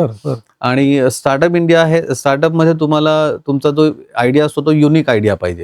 त्याच्यामध्ये तुम्ही रेग्युलर प्रोडक्ट बनवत असाल तर त्याला स्टार्टअप मध्ये मिळत नाही. तुमचा तो आयडिया आहे तो युनिक पाहिजे. युनिक म्हणण्यापेक्षा तुम्हाला मी असं सजेस्ट करेन की तुम्ही पेटंट रजिस्ट्रेशन करेल असेल तर तुम्हाला त्याच्यावरती जास्त फायदा असतो, मग तुम्हाला लवकर लोन मिळते. त्याच्या व्यतिरिक्त बऱ्याचशा लोन आहे, बिझनेस लोन्स आहेत. फक्त एकच माझं सजेशन आहे की पर्सनल लोन घेऊ नका. पर्सनल लोन घेऊन हा बिझनेस करण्यासारखा नाही, कारण त्याचा इंटरेस्ट जास्त असतो. बरोबर. आणि बिझनेस लोन मध्ये तुम्हाला भारत सरकार भरपूर याच्यावर कमी रेटवरती तुम्हाला लोन अवेल करून देते. याच्यामध्ये एक महत्वाचं असं आहे की भारत सरकारच्या ज्या काही लोनच्या स्कीम्स आहेत त्या एकदा स्टडी करा, अभ्यास करायचा, किंवा मला कुठल्या कुठल्या लोन मिळू शकतात, मला कितीपर्यंत लोन पाहिजे, सगळं ऑनलाईन अवेलेबल आहे. आणि बँकेला सुद्धा टार्गेट आहे की त्यांनी उद्योगासाठी एवढ्या एवढ्या लोन देणं गरजेचं आहे.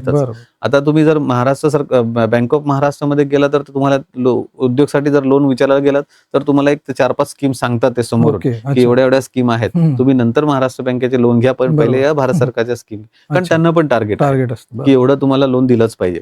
तर ह्या सगळ्या बँकेना तो टार्गेट दिलेला आहे.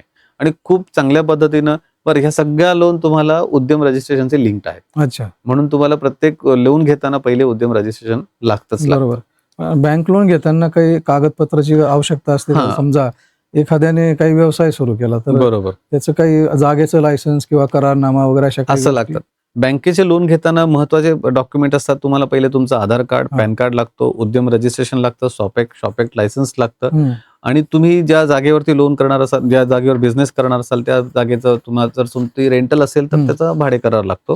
स्वतःची जागा असेल तर त्याचं इलेक्ट्रिक असेल किंवा मग टॅक्सचं बिल लागतं, तुमची स्वतःची जागा असेल तर तेवढं एक लागतं. प्लस त्याच्यामध्ये एक अजून महत्वाचे लागतात की तुम्ही परचेस मटेरियल केलेलं असतं, परचेसचं बिल लागतं. तुम्ही काही मटेरियल परचेस केलं असेल, एक तुम्ही काही मटेरियल सेल केलं असेल त्याचं एक इनव्हॉइस लागतं.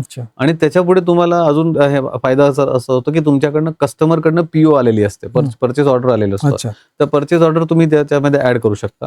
आणि एक प्रोजेक्ट रिपोर्ट तुम्हाला बनवावा लागतो. प्रोजेक्ट रिपोर्ट असा असतो की तुम्ही काय करणार आहात, तुमच्याकडे भांडवल कुठून येणार आहे, तुम्ही कसं येणार आहेत, तुम्ही ते भांडवल कुठे यूज करणार आहात, कसा तुमचा मार्केट ग्रो होणार आहे, तुम्ही कुठल्या मशिनरी घेणार आहात आणि तुम्ही कसा बिझनेस हा ग्रो करणार आहे, याचा एक प्रोजेक्ट रिपोर्ट असतो. तो प्रोजेक्ट रिपोर्ट तुम्हाला बनवून घ्यावा लागतो. तो प्रोजेक्ट रिपोर्ट आयदर तुम्ही टॅक्स कन्सल्टंट किंवा CA कडनं बनवून घेऊ शकता, किंवा ऑनलाईन सुद्धा बनवून घेऊ शकता. आजकाल ChatGPT आणि क्लाउड सारखे प्लॅटफॉर्म अवेलेबल आहे, तुम्ही त्यांच्याकडनं सुद्धा प्रोजेक्ट रिपोर्ट बनवून घेऊ शकता. म्हणजे तुम्हाला कोणाला विचारायची गरज नाही. तो प्रोजेक्ट रिपोर्ट मराठीमध्ये सुद्धा बनतो, इंग्लिशमध्ये, सगळ्या ज्या भाषेमध्ये तुम्हाला पाहिजे त्या भाषेमध्ये बनवून तो प्रोजेक्ट रिपोर्ट पण तुम्हाला लोनसाठी सबमिट करावा लागतो. तुम्हाला जेवढ्याची लोन घ्यायची आहे त्या लोनचं अमाऊंट तुम्हाला त्या प्रोजेक्ट रिपोर्टमध्ये दाखवावं लागतं. म्हणजे समजा मला 5 लाखाची लोन घ्यायची असेल तर मला 5 लाखाचं मी काय करणार आहे, 5 लाखाचं लोन घेऊन मी किती म्हणजे सगळ्याच पगारामध्ये वाटणार आहे तसं नाही होत. मला त्याच्यामध्ये मशिनरी किती कॉस्ट लागणार आहे, मी मटेरियल किती परचेस करणार आहे, कितीचं परचेस करणार आहे, मला मार्केटिंगला किती खर्च लागणार आहे, हा सगळा त्याचा आढावा त्याच्यामध्ये द्यावा लागतो. म्हणजे त्याचा उल्लेख करावा लागतो प्रोजेक्ट रिपोर्टमध्ये की मी हा पैसा कसा वापरणार आहे. आणि मग त्याच्यावरनं ते ठरवतात की तुम्ही जो पैसा वापरता तो योग्यरीत्या वापरताय आणि मग तुम्हाला ती लोन देण्यात येईल. ज्या प्रायव्हेट बँक्स आहेत तर त्या उद्योगाचं जे लोन आहे हा. ते काही त्यांचे कमी इंटरेस्ट असतात का, काय कसं असतं? आणि दुसरं जे भारत सरकारच्या स्कीम्स किंवा सबसिडीज वगैरे असतात हा. ते आपल्याला काही रिफंड करावे लागतात किंवा त्याचं काही लोन असतं, इंटरेस्ट किती असतं त्याच्यावर? भारत सरकारच्या ज्या लोन आहेत त्याचं इंटरेस्ट रेट नक्कीच कमी असतं. हा. प्रायव्हेट बँक्स आहेत, प्रायव्हेट बँकमध्ये सुद्धा भारत सरकारकडनं ज्या स्कीम्स आहेत त्याचं पण त्यांना टार्गेट असून ते पण तुम्हाला लोन देतात. भारत सरकारच्या स्कीममध्ये ज्या काही लोन्स आहेत त्याचा रेट ऑफ इंटरेस्ट नक्कीच रेग्युलर लोनपेक्षा कमी असतो, व्यवस्थितपणे कमी असतो. आणि जर तुम्हाला तुमची कॅटेगरी असेल, समजा तुम्ही महिला उद्योजक असाल किंवा SC ST कॅटेगरी असेल, तुम्हाला अजून रेट ऑफ इंटरेस्ट कमी मिळतो. महिलांना काही ठिकाणी खूपच कमी रेट ऑफ इंटरेस्ट मध्ये मिळतो. काही योजना फक्त महिलांसाठी आहे, काही योजना फक्त SC ST कॅटेगरी लोकांसाठी आहे. आणि याच्यामध्ये पण रेट ऑफ इंटरेस्ट तुम्हाला स्पेसिफिकली तुमची जर कॅटेगरी आणि महिला उद्योजक असाल तर कमी असतोच असतो. फक्त पर्सनल लोनचा इंटरेस्ट जास्त असतो. आणि याच्यामध्ये तुम्हाला अजून एक असतो की तुम्हाला मॉर्गेज ठेवायची गरज पडत नाही. ज्या सुरुवातीचे लोन असतात तुम्हाला काही मॉर्गेज किंवा तुम्हाला काही त्याच्यात गहाण ठेवायची गरज लागत नाही. म्हणजे तुम्ही जागेवर लोन घेणार किंवा स्वतःच्या घरावर लोन, त्याची काही गरज पडत नाही. सुरुवातीला जे मुद्रा लोन आहे त्याच्यानंतर व्यतिरिक्त जे लोन आहेत त्यांना काही करायची गरज पडत नाही. तुम्हाला सहज प्रोजेक्ट रिपोर्ट वरती तुम्हाला लोन देतात. प्रायव्हेट बँकांचं लोनचं इंटरेस्ट किती असतं? प्रायव्हेट बँक ज्या असतात ज्याच्यामध्ये HDFC म्हणा, ISI म्हणा किंवा बाकीच्या ज्या प्रायव्हेट बँक्स आहेत तर त्या बँकेचा रेट ऑफ इंटरेस्ट नक्कीच यांच्यापेक्षा सरकारी बँकपेक्षा जास्त असतो. शेड्यूल बँक, नॅशनलाइज बँकपेक्षा जास्त असतो. पण त्याच्यामध्ये एकच असतं की त्यांची पद्धत सोपे असतात. म्हणजे लोन घेण्याचे डॉक्युमेंटेशन किंवा ऑनलाईन असते, पद्धत सोपी असते. आणि सरकारी बँकेमध्ये थोडंसं किचकट काम का असतं, कारण त्यांना खूप सगळ्या त्याच्या रूल्स अँड रेग्युलेशन फॉलो करावे लागतात. आणि त्यांचे डॉक्युमेंटेशन आजकाल भारत सरकारच्या ज्या सरकारी बँक्स आहेत त्या पण ऑनलाईन झालेल्या आहेत. त्यांना पण तुम्हाला फार काही जास्त डॉक्युमेंट द्यायची गरज पडत नाही. फक्त एवढंच असं की त्यांची प्रोसेस थोडी वेळ घेते. म्हणून कदाचित तुम्हाला भारत सरकारच्या म्हणजे सरकारी बँक असतील किंवा नॅशनलाइज बँक असतील त्या तुम्हाला 10 दिवस घेतील, पण प्रायव्हेट बँक अगदी 5 दिवसात तुम्हाला लोन देतात. फक्त त्यांचा रेट ऑफ इंटरेस्ट सरकारी बँकपेक्षा नॅशनलाइज बँकपेक्षा थोडा जास्त असतो. सरकारच्या आता कोणकोणत्या स्कीम सुरू आहेत? सरकारच्या स्कीम मध्ये तुम्हाला सगळ्यात महत्वाचं म्हणजे एकतर प्रधानमंत्री एम्प्लॉयमेंट जनरेशन एक स्कीम आहे, तशीच मुख्यमंत्री एम्प्लॉयमेंट जनरेशन स्कीम आहे. या दोन्ही स्कीम मध्ये तुम्हाला बिझनेससाठी लोन मिळतात, म्हणजे बिझनेससाठी लोन मिळतात. मुद्रा लोन तर आहेतच आहे. त्याच्यानंतर अजून तुम्हाला स्कीम भारत सरकारच्या स्कीम म्हटलं तर बरं, आता ह्याच्यामध्ये सुरुवात करण्यासाठी ज्या स्कीम आहेत म्हणजे लोन घेण्यासाठी ज्या स्कीम वेगळ्या आहेत, क्रेडिट लिंकच्या भरपूर स्कीम्स आहेत. त्याच्यामध्ये जर बघितलं तर 181 स्कीम आहेत भारत सरकारने MSME राबवलेल्या. आणि ह्या सगळ्या महत्वाचं काय लोकांना माहित नाही, लोकांना अवेअरनेसच नाही की या स्कीम अवेलेबल आहेत. आणि भारत सरकारचा एकच थोडासा ड्रॉबॅक म्हणतो की हे पोहोचत नाही लोकांपर्यंत पोहोचू शकत नाही. म्हणून आम्ही हे प्रयत्न करतो की लोकांपर्यंत पोहोचला पाहिजे. आणि या सगळ्या स्कीम तुम्हाला ऑनलाईन अवेलेबल असतात.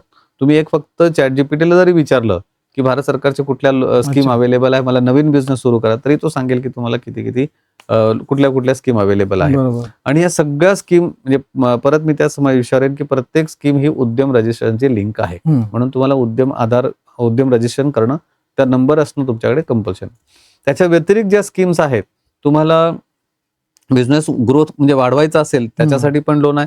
महिलांसाठी जी स्टँडअप इंडिया जी स्कीम आहे ती 25 लाखापर्यंत तुम्हाला महिलांना ती मिळते आणि खूप कमी रेटमध्ये मिळते. आणि त्याच्यामध्ये 5% पर्यंत रेट पासून सुरुवात आहे त्याच्यामध्ये. आणि तुम्हाला जर त्याच्यामध्ये पूर्णपणे महिलाचं ओनरशिप असेल त्याच्यामध्ये तर मला अजून त्याच्यामध्ये बेनिफिट मिळतो. त्याच्यानंतर स्टार्टअप इंडियाची जी आहे स्कीम आहे त्याच्यामध्ये एक इनोव्हेटिव्ह प्रोडक्ट असेल तुमचा तर तुम्हाला त्याच्यासाठी तुम्हाला भांडवल मिळतं. तो डेव्हलप करण्यासाठी पण तुम्हाला लोन मिळते. म्हणजे लोन मिळण्यापेक्षा तुम्हाला भारत सरकार मदत करते. त्यांचे सेंटर्स आहेत इथे भारत सरकारचे प्रत्येक सिटीमध्ये. तर त्या सेंटरमध्ये तुम्ही गेल्यानंतर तुम्हाला प्रोडक्ट कसा डेव्हलप करायचा, कसा डेव्हलप होतो त्याची माहिती सगळी तुम्हाला तिथे मिळते. आणि तुम्हाला काय काय लोन मिळतील, काय काय करावं लागतं ती पण माहिती तुम्हाला ते देतात. त्याच्यामध्ये महिलांसाठी काही विशेष आहेत का योजना, किंवा हे शिशु किशोर तरुण ह्या काही योजना आहेत, या काय आहेत?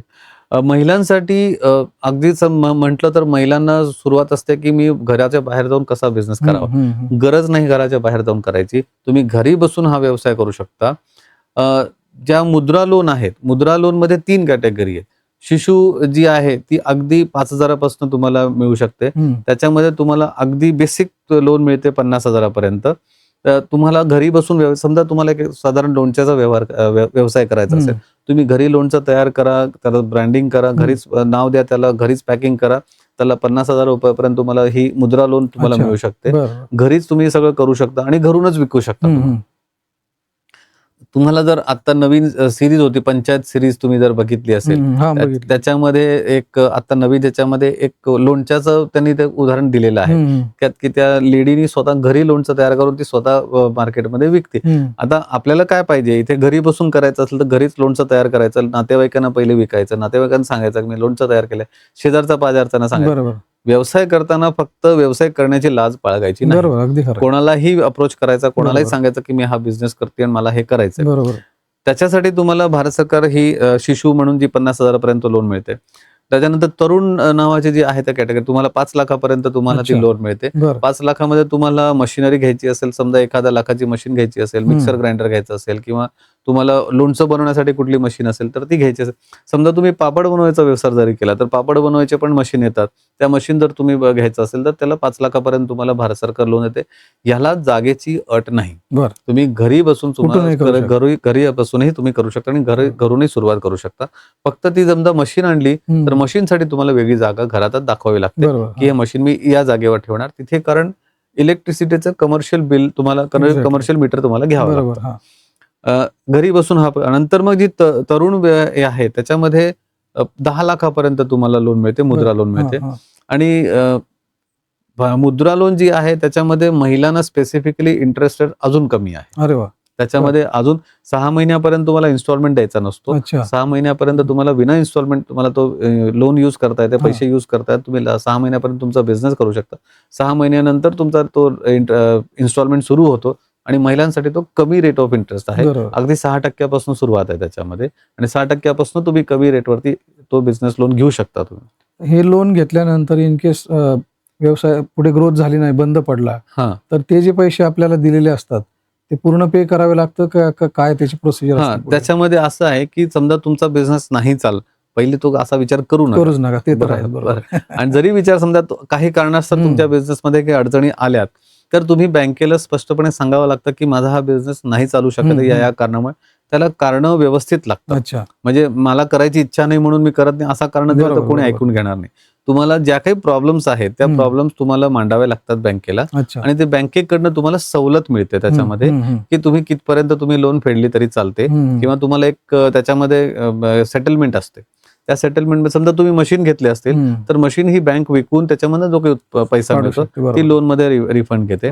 आणि समजा 50,000 पर्यंत तुम्ही घेतली असेल त्याच्यामध्ये काहीच लोन म्हणजे काहीच तुम्ही मशीन वगैरे काही घेतली नसेल तर ती लोन महिलांना तुम्ही एक व्यवस्थित करणं दिलं तर माफी होऊ शकते.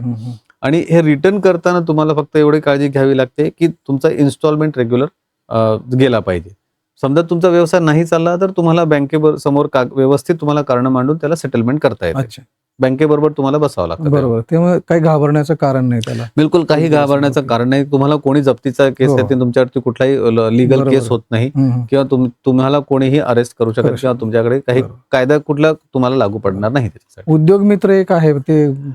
उद्योग मित्र ही महाराष्ट्र गव्हर्नमेंटची देवेंद्र फडणवीसनी, आपले जे मुख्यमंत्री आहेत देवेंद्र फडणवीसजींनी काढलेली वेबसाईट आहे. त्याच्यामध्ये तुम्हाला उद्योग मध्ये काय काय तुम्हाला सहायता पाहिजे किंवा काय काय मदत पाहिजे त्याची ती वेबसाईट आहे. त्या ह्याच्यावर तुम्हाला जर काही अडचणी आल्यात तर तुम्ही उद्योग मित्रवरती तुम्ही जाऊन सल्ला घेऊ शकता, तुम्ही रजिस्ट्रेशन करू शकता. काही ठिकाणी तुम्हाला असं वाटतं की माझ्याकडे जो प्रोडक्ट आहे तो प्रोडक्ट माझ्या लोकल एरियामध्ये त्याचं मार्केट नाही, पण मार्केट बाहेरच्या देशामध्ये किंवा बाहेरच्या राज्यामध्ये, तर उद्योग मित्रवरून तुम्हाला त्याचा सल्ला मिळू शकतो. तुम्हाला कॉन्टॅक्ट मिळू शकतात की हे बाहेर कुठे करायला पाहिजे, कसं केलं पाहिजे. समजा तुम्ही बिझनेस करताना काही गोंधळ झाला कुठल्या कस्टमरवर किंवा सप्लायरवर, तुमचा काही केस झाला तर तो पण उद्योग मित्रावरती तुम्ही रजिस्टर करू शकता की मला ही तक्रार आहे, ह्या तक्रारीचं मला निराकरण पाहिजे, तर ते पण तुम्ही उद्योग मित्रवरती तुम्ही करू शकता. प्लस तुम्हाला अजून जास्त ग्रोथ करायचं असेल आणि मला लोन कुठून मिळेल किंवा कसं मिळेल ते पण माहिती तुम्हाला उद्योग मित्रावरनं मिळू शकते. किंवा तुम्हाला एक्सपर्ट पाहिजे असेल तो पण तुम्हाला उद्योग मित्रावरनं तुम्हाला मिळू शकतो. CGTMSE काय ते पण ही क्रेडिट गॅरंटी स्कीम आहे ही भारत सरकारची. समजा तुम्ही एखादा 10 लाखाची लोन घेतली किंवा 50 लाखाची लोन घेतली तर त्याला एक क्रेडिट गॅरंटी द्यावी लागते. म्हणजे तुम्हाला बँकेला सांगावं लागतं की माझी बँक तुम्हाला कुठल्या आधारावर लोन देणार. समजा तुम्ही 50 लाखाची लोन घेतली तर बँक कुठल्या आधारावर तुम्हाला देणार बरोबर. loan? तर तुम्हाला हे दाखवावं लागतं की मी 50 लाख कसं चुकवणार, त्याची तुम्हाला एक गॅरंटी द्यावी लागते. अच्छा. आता गॅरंटी म्हणजे कसं असतं, आयदर तुम्ही स्वतःचं जागे तुम्ही त्या बँकेला दाखवू शकता की ही जागा माझ्याकडे आहे, ही जागा विकून देणार, किंवा माझ्याकडे एवढ्या मशीन आहेत तेवढ्या मी मशीन देणार. पण हे सगळं दाखवताना जर तुमची नॉर्मल लोन असेल तर तुम्हाला जेवढी लोन घेतली असेल तेवढं दाखवावं लागतं, की जर मी 50 लाखाची लोन घेतली तर मला 50 लाखाचं तुमच्याकडे समजा असलं पाहिजे काहीतरी, म्हणजे घर तरी असलं पाहिजे, जागा तरी असली पाहिजे, किंवा मशीन तरी असली पाहिजे. पण जर तुम्ही या स्कीम मधनं घेत असाल तर ह्या स्कीम मार्फत तुम्हाला 85% गॅरंटी फ्री मिळते. म्हणजे तुम्हाला फक्त 15% दाखवावी लागते की 15% माझ्याकडे आहे, बाकीचं मी गव्हर्नमेंट माझा सपोर्ट करते मला. मग ह्या स्कीम मध्ये तुम्हाला क्रेडिट गॅरंटी तुम्हाला जी म्हणते तर ही भारत सरकार तुमच्या क्रेडिटची गॅरंटी घेते, आणि त्याच्यामध्ये वेगवेगळे पर्सेंटेज आहेत. 70%, 75%, 80%, 85% असे वेगवेगळे पर्सेंटेज आहेत. तुमच्या बिझनेस, तुमच्या सिबिल स्कोर याच्यावरून ते ठरतं की तुम्हाला किती % गॅरंटी मिळते. पण ह्या स्कीम मध्ये तुम्हाला तुमचा बिझनेसचा माहिती द्यावी लागते. बरोबर. सिबिल स्कोर बद्दल पण आपण बरंच ऐकतोय, थोडक्यात ते पण सांगा. सिबिल स्कोर हा तुमचा मापदंड आहे की तुम्ही मार्केटमध्ये कसा व्यवहार करताय. अच्छा. म्हणजे तुम्ही पैशाचा व्यवहार कसा करताय. एक साधारण समजा एक नोकरी करणारा व्यक्ती असतो त्याचा पण सिबिल स्कोर असतो, आणि व्यवसाय करणारा असतो त्याचा पण सिबिल स्कोर असतो. सिबिल स्कोर म्हणजे असा असतो की तुम्ही पैसा घेतल्यानंतर त्याचा वापर कसा करताय, बरोबर, त्याच्यावरती तोच. आणि बँक कसं ठरवते की तुम्ही बँकेनं लोन घेता आणि लोन परत करताय ह्याच्यावरनं, किंवा तुम्ही खर्च करताय, कुठे खर्च करताय ह्याच्यावरनं तुमचा तो सिबिल स्कोर ठरतो. सिबिल स्कोर मध्ये जेव्हा तुम्ही सिबिल स्कोर हा पूर्णपणे पॅन कार्डशी निगडीत आहे. तुमच्या जिथे जिथे तुमचा पॅन रजिस्टर असतो तिथे तिथे सगळ्या सिबिल स्कोर मध्ये त्या सगळ्या अकाउंट होतं. उदाहरणार्थ समजा तुम्ही क्रेडिट कार्ड घेतलं असेल, तुम्ही बँकेमध्ये लोन घेतलं असेल, तुम्ही बँकेकडनं कुठल्या स्कीम मार्फत लोन घेतलं असेल, किंवा तुम्ही कुठल्याही प्रकारचा पैशाचा व्यवहार करत असाल, हा सगळा व्यवहार तुम्हाला सिबिल मध्ये दिसतो. आणि याच्यामध्ये त्या आधारावर तुमचा सिबिल स्कोर ठरतो. साधारणपणे तुम्हाला 700च्या वर सिबिल स्कोर पाहिजे. मॅक्सिमम 900 असतो, पण 700च्या वर तुम्हाला सिबिल स्कोर म्हटलं की तुम्हाला चांगली तुमची, म्हणजे तुमच्याकडे जास्त पैसा असणं, सिबिल स्कोर जास्त असणं असं नाही. बरोबर. तुम्ही तुमचा पैसा कमी असला तरी तुम्ही कसा वापरताय त्याच्यावरती तुमचा सिबिल स्कोर ठरतो. तुमच्याकडे 10 लाख असू दे, 10 कोटी असू दे, 100 कोटी असू दे, पण तुम्ही तो पैशाचा वापर कसा करताय, म्हणजे तुम्ही त्या पैशाचा वापर काही चांगल्या पद्धतीनं करताय, तुमच्यावरती कर्ज न वाढवता करताय, तर तुम्हाला तो सिबिल स्कोर तुमचा चांगला मोजला जातो. 700 ते 800 पर्यंत हा स्कोर आहे तो जनरल चांगला मानला जातो. 800च्या वर खूपच चांगला स्कोर असतो. आणि बँकेची लोन ही तुम्हाला सिबिल स्कोर बघूनच तुम्हाला देते. आणि प्रधानमंत्री एम्प्लॉयमेंट जनरेशन जो स्कीम आहे त्याच्यामध्ये प्रधानमंत्रीचं एक स्वप्न होतं की आपल्या मराठी माणसाने किंवा आपल्या भारतीय माणसाने काय करावं की नोकरी न करता नोकरी उत्पन्न करावी. म्हणजे त्यांचा असा उद्देश होता की भारत सरकार प्रत्येक व्यक्तीने नोकरी उत्पन्न करावी. आपला जनरली आपल्या महाराष्ट्रीयन माणसाचा एक विचार करण्याची क्षमता असते की मूल मोठा होऊन शिकून लगेच नोकरीला लागायला पाहिजे, पण तो जो विचार आहे तो थोडासा बदलावायला पाहिजे. आपण नोकरी उत्पन्न केली पाहिजे, म्हणजे मी काम न करता माझ्याकडे 10 लोकांनी काम केलं पाहिजे, किंवा मी 10 लोकांसाठी काम उत्पन्न करून दिलं पाहिजे, नोकरी उत्पन्न करून दिलं पाहिजे. या उद्देशाने त्याने ती प्रधानमंत्री एम्प्लॉयमेंट जनरेशन ही स्कीम काढलेली आहे. त्याच्यामध्ये एक असं आहे की तुम्ही उद्योग जेव्हा कराल तेव्हा तुम्ही किती लोकांना नोकऱ्या द्याल त्याच्या आधारे तुम्हाला ती लोन, त्याच्यासाठी तुम्हाला ती लोन मिळते. म्हणजे तुमचा उद्देश हा लोकांना नोकरी देण्याचा असेल तर तुम्हाला त्या स्कीम मध्ये तुम्हाला बेनिफिट मिळतो, जास्त बेनिफिट मिळतो. म्हणजे तुमचं समजा 50 कोटीचा उलाढाल असेल तुमची, आणि फक्त तुम्ही 3 लोकांना नोकरी देत असाल तर तुम्हाला त्या स्कीम मध्ये कामाची नाही. पण तुम्ही 50 लाखाचं उलाढाल करत असाल पण 10-15 लोकांना जर तुम्ही कामाला ठेवत असाल तर त्याच्यामध्ये तुम्हाला जास्त बेनिफिट मिळतं, आणि त्याला प्राधान्य दिलं जातं भारत सरकारच्या स्कीम मध्ये. आणि भांडवलच्या बाबतीमध्ये आपल्याला स्वतःचं भांडवल असावं किंवा बँकेचं लोन, तुमचं काय मत आहे? स्वतःचं भांडवल पहिले सुरुवातीखानी ठीक असतं, म्हणजे सुरुवातीखानी तुम्ही असलं तर बरं राहतं, कारण तुम्हाला बँकेचं लोन तुम्हाला कंटिन्यू पहिल्या दिवसापासून किंवा 6 महिन्यापासून तुम्हाला लगेच इन्स्टॉलमेंट सुरू होते, आणि बँकेला इन्स्टॉलमेंट व्यवस्थित नाही गेला तर तुमचा सिबिल स्कोर खराब होतो, म्हणजे तुम्हाला पुढचे लोन मिळायला त्रास होतो.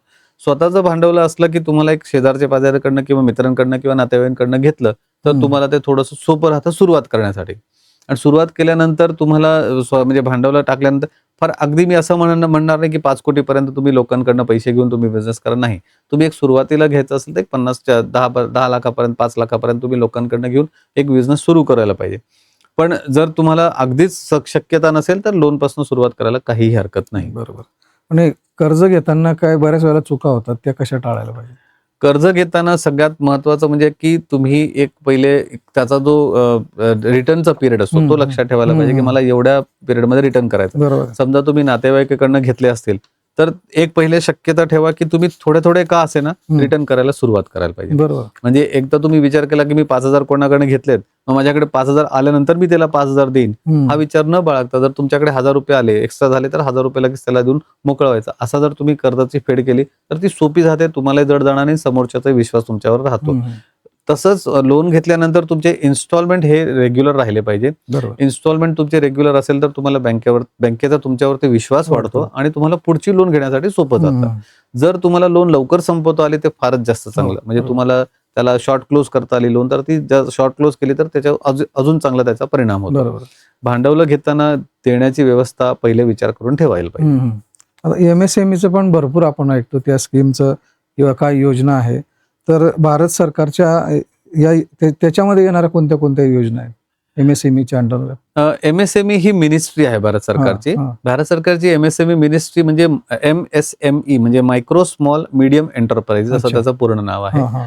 त्याच्यामध्ये 3 कॅटेगरी आहेत. मायक्रो म्हणजे अगदी तुम्हाला 10 कोटी पर्यंत तुमचा जर बिझनेस असेल तर त्याला मायक्रोमध्ये मोजलं जातं. 10 ते 100 कोटी आता झाला, 100 कोटी पर्यंत असेल तुम्हाला स्मॉल मध्ये मोजलं जातं आणि 100 कोटीच्या वर असेल तुम्हाला मीडियम मध्ये मोजलं जातं. आणि ती आहे ती 500 कोटी पर्यंत. 500 कोटीच्या वर गेलं की ती लार्ज स्केल मध्ये मोजलं, ती MSME मध्ये येत नाही. तशा 3 कॅटेगरी मध्ये आहेत, मायक्रो, स्मॉल आणि मीडियम एंटरप्राइज. मायक्रोला जास्त बेनिफिट आहे, स्मॉलला त्याच्या कमी बेनिफिट आहे आणि मीडियमला त्याच्याहून कमी बेनिफिट आहे. एक साधारण तुम्हाला मी अंदाज म्हटलं तर मायक्रोसाठी लोनचा रेट ऑफ इंटरेस्ट पण कमी असतो, स्मॉलसाठी त्याच्याहून थोडा जास्त असतो, मीडियमला थोडा जास्त असतो. मायक्रोसाठी स्कीम मध्ये सबसिडी जास्त असते, स्मॉल मध्ये थोडी कमी असते आणि मीडियम मध्ये अजून कमी असते. तर जसा तुमचा बिझनेस ग्रो होतो तसं तुम्हाला हळूहळू भारत सरकार पण कमी करून देते, कारण तुम्ही ऑलरेडी वाढलेले असतात. पण भारत सरकारचा उद्देश असा की लहानपणापासून जेवढे करतात ते बिझनेस, मायक्रो जे बिझनेस आहे त्यांना जास्तीत जास्त बेनिफिट द्यावं म्हणून सगळ्या स्कीम या मायक्रोसाठी पहिले राबवल्या जातात. या योजनांचा कसा प्रत्यक्षात फायदा? आता तुम्हाला एक उदाहरण सांगितलं तर भारत सरकारच्या 2 स्कीम आता ज्याच्यावरती आम्ही काम करतो, लीन मॅन्युफॅक्चरिंग आणि झेड सर्टिफिकेशन. आता झेड सर्टिफिकेशन हे जी स्कीम आहे ती भारत सरकारचं सर्टिफिकेट आहे. त्याच्यामध्ये भारत सरकारने काय केलं की मायक्रो, स्मॉल आणि मीडियम एंटरप्राइजेस या सगळ्यांना झेड सर्टिफिकेशनची स्कीम राबवली. त्याच्यामध्ये समजा मी एखाद्या मायक्रो युनिट आहे किंवा मायक्रो ऑर्गनायझेशन त्यांनी जर झेड सर्टिफिकेशन घेतलं तर त्यांना 3 लाखापर्यंत तुम्हाला नवीन मशीन घेण्यासाठी भारत सरकार सबसिडी देते. सिल्वर म्हणजे त्याच्या पण कॅटेगरी आहे, ब्रॉन्झ कॅटेगरी आहे, सिल्वर आहे आणि गोल्ड आहे. तर ब्रॉन्झ मध्ये घेतल्यास तुम्हाला बँकेकडनं जे काही लोन घेतले असेल त्याचा रेट ऑफ इंटरेस्ट कमी होतो. जर तुमच्याकडे झेड सर्टिफिकेशन असेल, तुमच्या कंपनीचं झेड सर्टिफिकेशन आहे तर तुमचा रेट ऑफ इंटरेस्ट पण कमी होतो. सिल्वर मध्ये अजून कमी होतो, गोल्ड मध्ये अजून कमी होतो. तसंच तुम्ही जर ISO सर्टिफिकेशन घेतलं असेल त्याचा जो काही खर्च तुम्ही दिला असेल तो पण भारत सरकार तुम्हाला परत देते जर तुम्ही झेड सर्टिफिकेशन घेतलं असेल. त्याच्या व्यतिरिक्त तुम्हाला जर भारताच्या बाहेर तुम्हाला कुठल्या तरी टेक्निकल एक्झिबिशन मध्ये जायचं असेल किंवा सेमिनार मध्ये जायचं असेल तर भारत सरकार तर जाण्या येण्याचा खर्च, राहण्याचा खर्च हे पण तुम्हाला देते जर तुमच्याकडे झेड सर्टिफिकेशन असेल तर. झेड सर्टिफिकेशन तुमच्याकडे असेल तर तुम्ही ती नवीन मशीन घ्यायचा प्लॅन केला असेल तर 3 लाखापर्यंत तुम्हाला सिल्वर मध्ये आणि 3 लाख रुपये तुम्हाला गोल्ड मध्ये असे भारत सरकार पैसे देते. ह्याचा आतापर्यंत जो लोकांचा विषय होता की भारत सरकारकडनं पैसे कसे येतात, पण आमचा जो अनुभव आहे की भारत सरकार आता झेड सर्टिफिकेशन घेतल्यानंतर अप्लाय केल्यानंतर 4थ्या दिवशी पैसे अकाउंटमध्ये येतात. भारत सरकारकडनं 4थ्या दिवशी विदाऊट फॉलोअप पैसे येतात. दुसरी जी स्कीम आहे लीन मॅन्युफॅक्चरिंग प्रॅक्टिसेस, ती लीनची स्कीम आहे भारत सरकारने सगळ्या म्हणजे मायक्रो, स्मॉल आणि मीडियम एंटरप्राइज साठी काढलेली आहे. त्या स्कीम मध्ये तुमची उत्पादकता कशी वाढवावी, तुमची गुणवत्ता प्रोडक्टची म्हणजे कशी वाढवावी, तुम्ही आपल्या ऑर्गनायझेशन मध्ये कमी पैशांनी प्रोडक्ट कसा बनवावा याच्यावरती ती स्कीम आहे, त्याच्यावरती तुमची काही शिकवली जाते. याच्यामध्ये पण भारत सरकार जे काही चार्जेस घेते म्हणजे ज्या तुमच्याकडे शिकवणारे जे कन्सल्टंट येतात त्याची जी काही फीस असते त्याच्यामध्ये 80% भारत सरकार देते आणि 20% तुम्हाला द्यावी लागते. म्हणजे 80% पर्यंत भारत सरकार, आणि जर महिला उद्योजक असेल तर 90% भारत सरकार देते, तुम्हाला फक्त 10% द्यावे लागते. आणि झेड सर्टिफिकेशन मध्ये पण तसंच आहे, 80% भारत सरकार देते आणि 10% 20% तुम्हाला द्यावे लागतात. महिलांसाठी सर्टिफिकेशन हा फ्री ऑफ कॉस्ट आहे. म्हणजे महिलांसाठी भारत सरकार एवढा प्रयत्न करते, एवढ्या चांगल्या पद्धतीनं काम करते. अशा अजून बऱ्याचशा स्कीम आहेत ज्या भारत सरकारने MSME साठी राबवलेल्या आहेत. त्याच्यामध्ये अजून एक स्कीम आहे ती समजा तुम्हाला डिफेन्ससाठी सप्लाय करायचा असेल, अच्छा. तुम्हाला DRDO ला डायरेक्ट सप्लाय करायचा असेल, तर एक समर नावाचं सर्टिफिकेशन आहे. अच्छा. त्या सर्टिफिकेशन घेतल्यानंतर तुमच्याकडे डायरेक्ट तुम्ही DRDO ला सप्लाय करू शकता. बरं. आणि ह्या सगळ्या गोष्टींचा भारत सरकारचा प्रयत्न आहे की MSME सप्लाय करावा.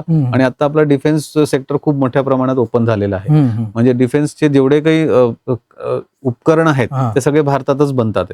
आणि भारत सरकारने असं केलेलं आहे की MSME कडनं त्याचे पार्ट्स घ्यावे हे कंपल्शन केलेलं आहे मोठ्या मोठ्या कंपन्यांना. म्हणून ते भारत सरकारला म्हणजे भारत सरकार MSME वरती खूप चांगल्या पद्धतीने योजना राबवतात.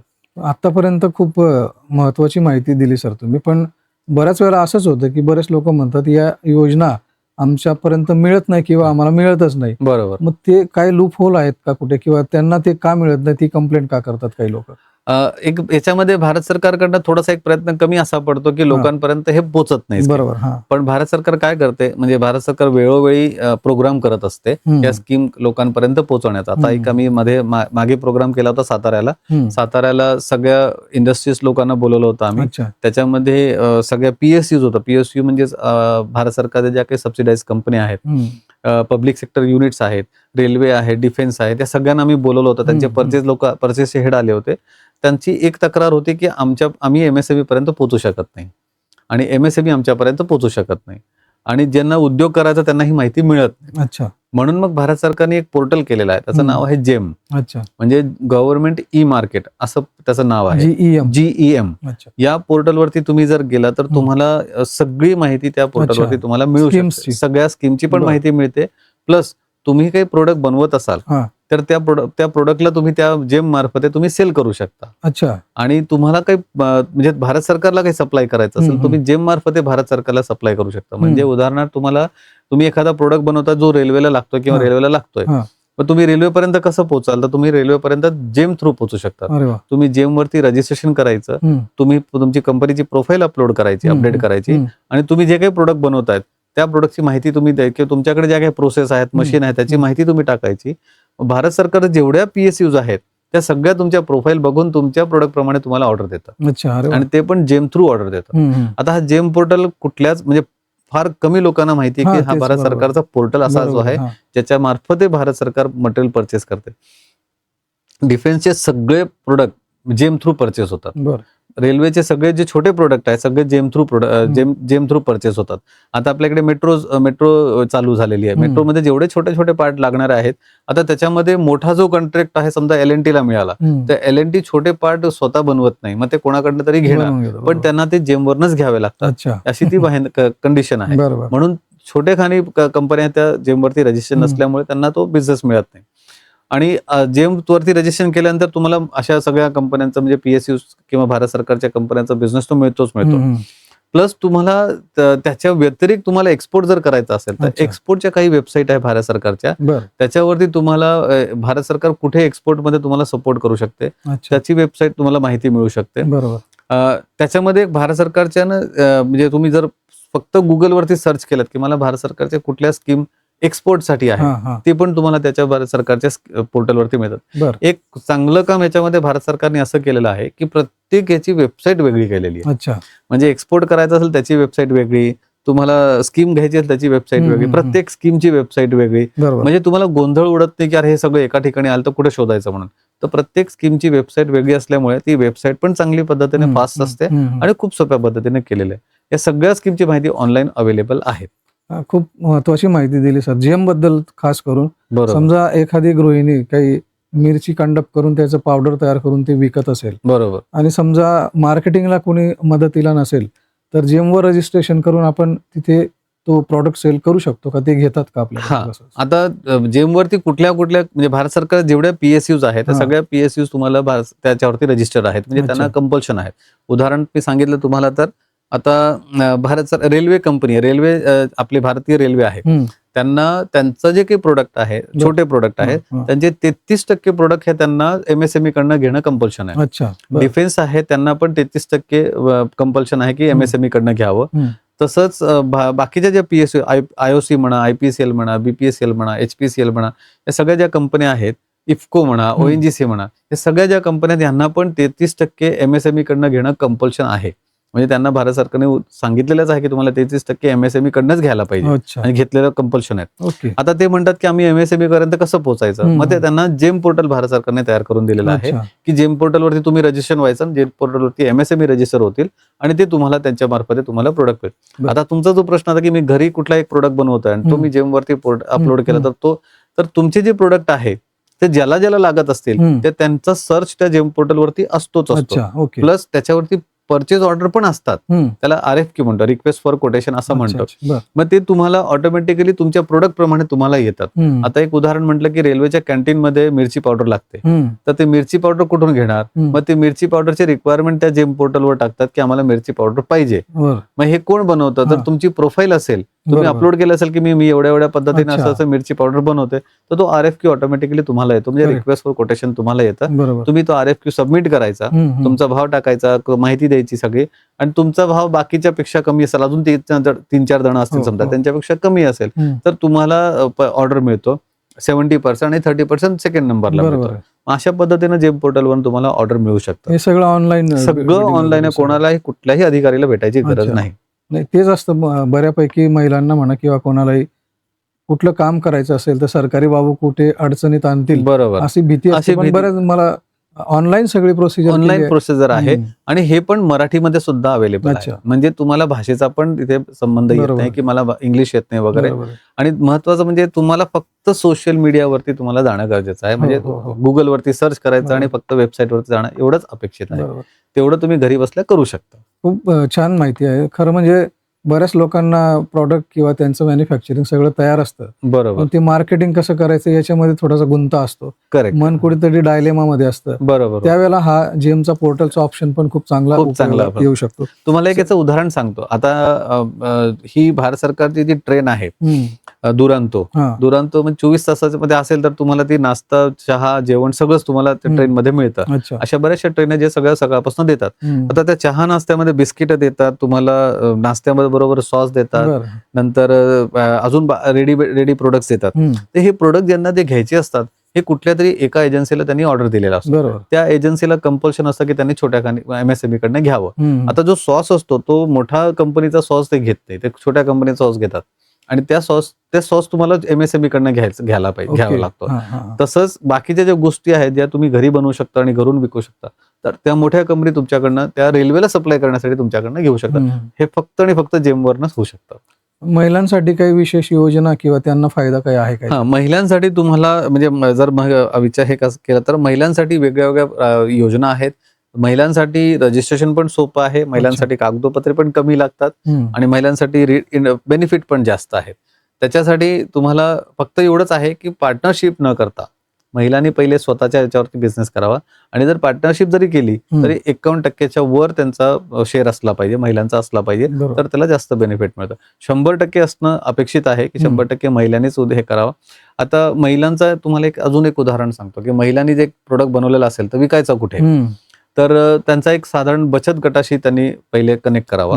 की समजा बचत गट असतील, औद्योगिक बचत गट असतात, त्यांच्याशी संपर्क साधावा. जर त्यांच्या मार्फत करत असेल तर खूप चांगलं. टाटा ग्रुपचा एक चांगला त्यांनी एक हे राबवलेलं आहे की ते काय करतात, बचत गटाचे जे काही प्रोडक्ट आहेत ते स्वतःच्या खर्चावरती एक्झिबिट करतात, म्हणजे एक कुठल्या तरी एक्झिबिशनला ठेवतात.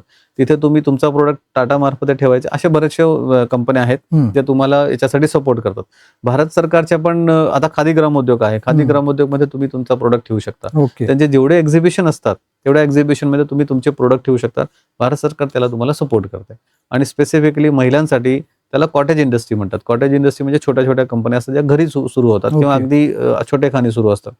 त्या याच्यासाठी वेगळ्या वेगळ्या पद्धतीच्या स्कीम्स आहेत, त्याला तुम्हाला त्याच्यामध्ये भाग घेऊ शकतो. अन्नपूर्णा स्कीम ह्याचाच भाग आहे का? एक अन्नपूर्णा स्कीम आहे, एक स्फूर्ती म्हणून स्कीम आहे महिलांसाठी स्पेसिफिकली. अशा स्कीम मध्ये काय होतं की त्याच्यामध्ये फक्त महिलांसाठी त्या स्कीम्स आहेत आणि त्याच्यामध्ये तुम्ही महिला उद्योजक असाल तर तुम्हाला पूर्णपणे सपोर्ट मिळतो. आणि ज्या एजन्सीज आहेत त्या एजन्सीज पण तुम्हाला म्हणजे भारत सरकारच्याच एजन्सीज आहेत, त्या सगळ्या एजन्सीज महिलांच्याच एजन्सीज आहेत. म्हणजे तुम्हाला फक्त महिला तुम्हाला ग्रो करू शकतात त्याच्यामध्ये. कुठेच त्याच्यामध्ये पुरुषांचा सहभाग नसतो. चांगली गोष्ट आहे. म्हणजे पुढे जायला त्यांना काही कुठल्याच अडचण नाही, बिलकुल अडचण नाही. आणि खूप साऱ्या महिलांसाठी स्कीम पण आहेत. त्याची माहिती आपण वाटलं तर डिस्क्रिप्शन मध्ये देऊया, म्हणजे जास्तीत जास्त लोकांना ते कळू शकेल. पोहोचेल. पण महिला उद्योजकांना असं सगळं व्यवसाय करताना काही अडचणी येतात का? काही अशी उदाहरणं आहेत का तुमची? हा, आणि काय येतात? मी महिला उद्योजकासाठी स्पेसिफिकली सांगतो की पहिले त्यांना एक भीती असते हा, की आपण लोकांशी कसा संपर्क साधावा, बरोबर. आणि दुसरी भीती असते की आम्हाला उद्योगाचा विषय काही माहित नाही, मग ते बोलावं तर कसं बोलावं लोकांचं. हम्म, बिलकुल काळजी करण्याची गरज नाही. बरोबर. काही तुम्ही जर सर्च केला तर काही उद्योजक, महिला उद्योजक अशा आहेत ज्या अगदी गावात राहून सुद्धा हा बिझनेस करतात. म्हणजे गावात राहून सुद्धा त्यांनी बिझनेस केलेला आहे ओके. आणि त्या शिकलेल्या नसताना सुद्धा बिझनेस हो, केलेला आहे. बरोबर. जर तुम्ही सर्च कराल तर एक आता मी कच्छला गेलो होतो. कच्छला गेला असताना तिथे एक लेडी होती, ती विणकाम करायची. त्यांचे जे काही स्पेसिफिक गावातले प्रोडक्ट होते, ती बाई स्वतः बिझनेस करायची, म्हणजे स्वतः डेव्हलप करायची तिथे. मग त्यांच्या मुलांनी तो प्रोडक्ट कच्छच्या बाहेर, म्हणजे गुजरातच्या बाहेर त्यांनी सेल करायचा प्रयत्न केला आणि तो एवढा चालला की अच्छा. तिला म्हणजे खूप चांगल्या पद्धतीनं तिचा बिझनेस चालला. पण ती बरोबर. बाई शिकलेली नव्हती, जरा शिकली. पण हळूहळू तिला जेव्हा समजलं की या गोष्टी आपल्याला करतायत, ती फक्त प्रोडक्टवरती तिने फोकस केला. बाकी सगळं काम भारत सरकारने तिच्याकडनं करून अरे घेतलं, वा. तिला करून दिलं. म्हणून एक तर महिलांना पहिला प्रश्न असतो की आपल्याला बोलावं कसं, लोकांशी भेटावं कसं. तर खरं तसं काही गरज नाहीये. तुम्हाला सोशल मीडिया तुमचा युज करता आला बरोबर पाहिजे, आहे. तुमच्या लोकल लँग्वेजमध्ये युज करता आला पाहिजे. तुम्ही जर फेसबुकवर बघितलं तर बऱ्याचशा महिला मराठीमध्ये सुद्धा त्यांचा बिझनेसचा हो, हो. प्रचार करत बरोबर, असतात. बरोबर. तुम्ही घरी बसून कोणाला न भेटता प्रचार करू शकता. दुसरी गोष्ट म्हणजे तुम्हाला बँकेत जायला अडचण वाटत असेल की मॅनेजरशी कसं बोलावं, त्याची पण काही गरज नाही. सगळं ऑनलाईन अवेलेबल आहे आणि आजकाल भारत सरकारने किंवा बँकेने एवढाच सॉफ्ट पद्धतीने सपोर्ट करतात की तुम्हाला कुठल्याच प्रकारची अडचण येत नाही. आणि महिलांसाठी असं वाटतं की मार्केटिंग कसं करावं किंवा मार्केटमध्ये आपण कसं लोकांपर्यंत जावं, त्याची पण गरज नाही. तुम्ही पहिले सुरुवात, तुम्हाला जर स्वतःला अडचण असेल तुम्ही ऑनलाईन सुरू करावं.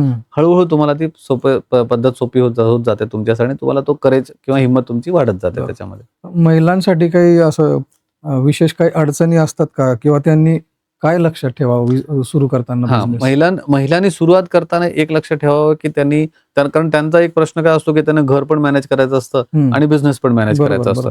तर पहिले सुरुवातीला तुम्ही दोन्ही मॅनेज करताना थोडासा तुम्हाला त्रास होणार, महिलांना तो त्रास होतो. पण सुरुवातीला घरूनच व्यवसाय करावा, दोन्ही सांभाळत घरून हे करावा, बिझनेस करावा. सुरुवातीला तुम्हाला सगळं ऑनलाईन अवेलेबल असल्यामुळे तुम्ही थोडा लक्ष ऑनलाईन द्यावं, म्हणजे काळजी द्यावी की बाबा आपण ऑनलाईन सगळं केलं पाहिजे. फक्त ऑनलाईन फ्रॉडमध्ये कुठे गुंता कामा नये किंवा अडकता कामा नये, त्याची काळजी घ्यावी. ऑनलाईन तुम्ही जेवढं करू शकताल पहिले सुरुवातीला तेवढं करावं. आणि मग तुम्हाला असं वाटलं की आता माझी उलाढाल वाढली, आता मला वेळ देणं गरजेचं आहे, मग तेव्हा तुम्ही कोणीतरी स्वतःचा घरचा पार्टनर घ्यावा किंवा बाहेरचं तुमची मैत्रिणी असतील तर मैत्रिणींना पार्टनर करावं. शक्य तर तुम्ही मैत्रिणींनी किंवा लेडीजनी मिळून केलं तर जास्तच चांगलं, की प्रत्येकाला इंडिपेंडेंटली करता येईल बिझनेस.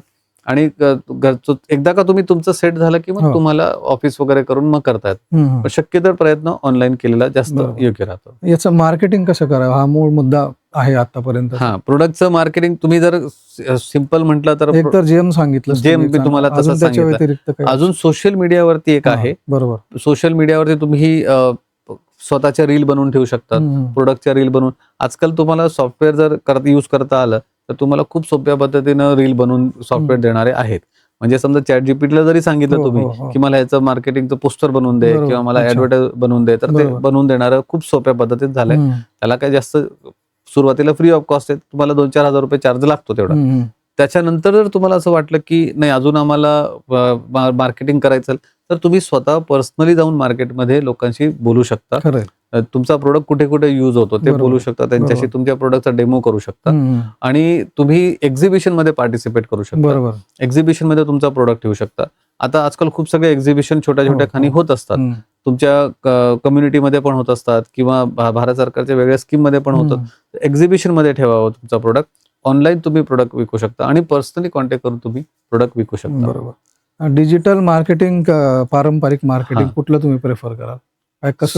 पारंपरिक मार्केटिंगला वेळ थोडा जास्त लागतो. ते कसं? पारंपरिक मार्केटिंग म्हणजे कसं असतं की तुम्ही स्वतः जाऊन प्रोडक्ट दारोदारी विकणं किंवा तुमचा प्रोडक्ट कोण घेणार आहे त्याच्याकडे जाणं किंवा डीलरकडे जाणं किंवा एजन्सीजकडे जाणं, ते तुम्हाला थोडंसं त्याच्यामध्ये करावं लागतं, फिजिकली तुम्हाला करावं लागतं.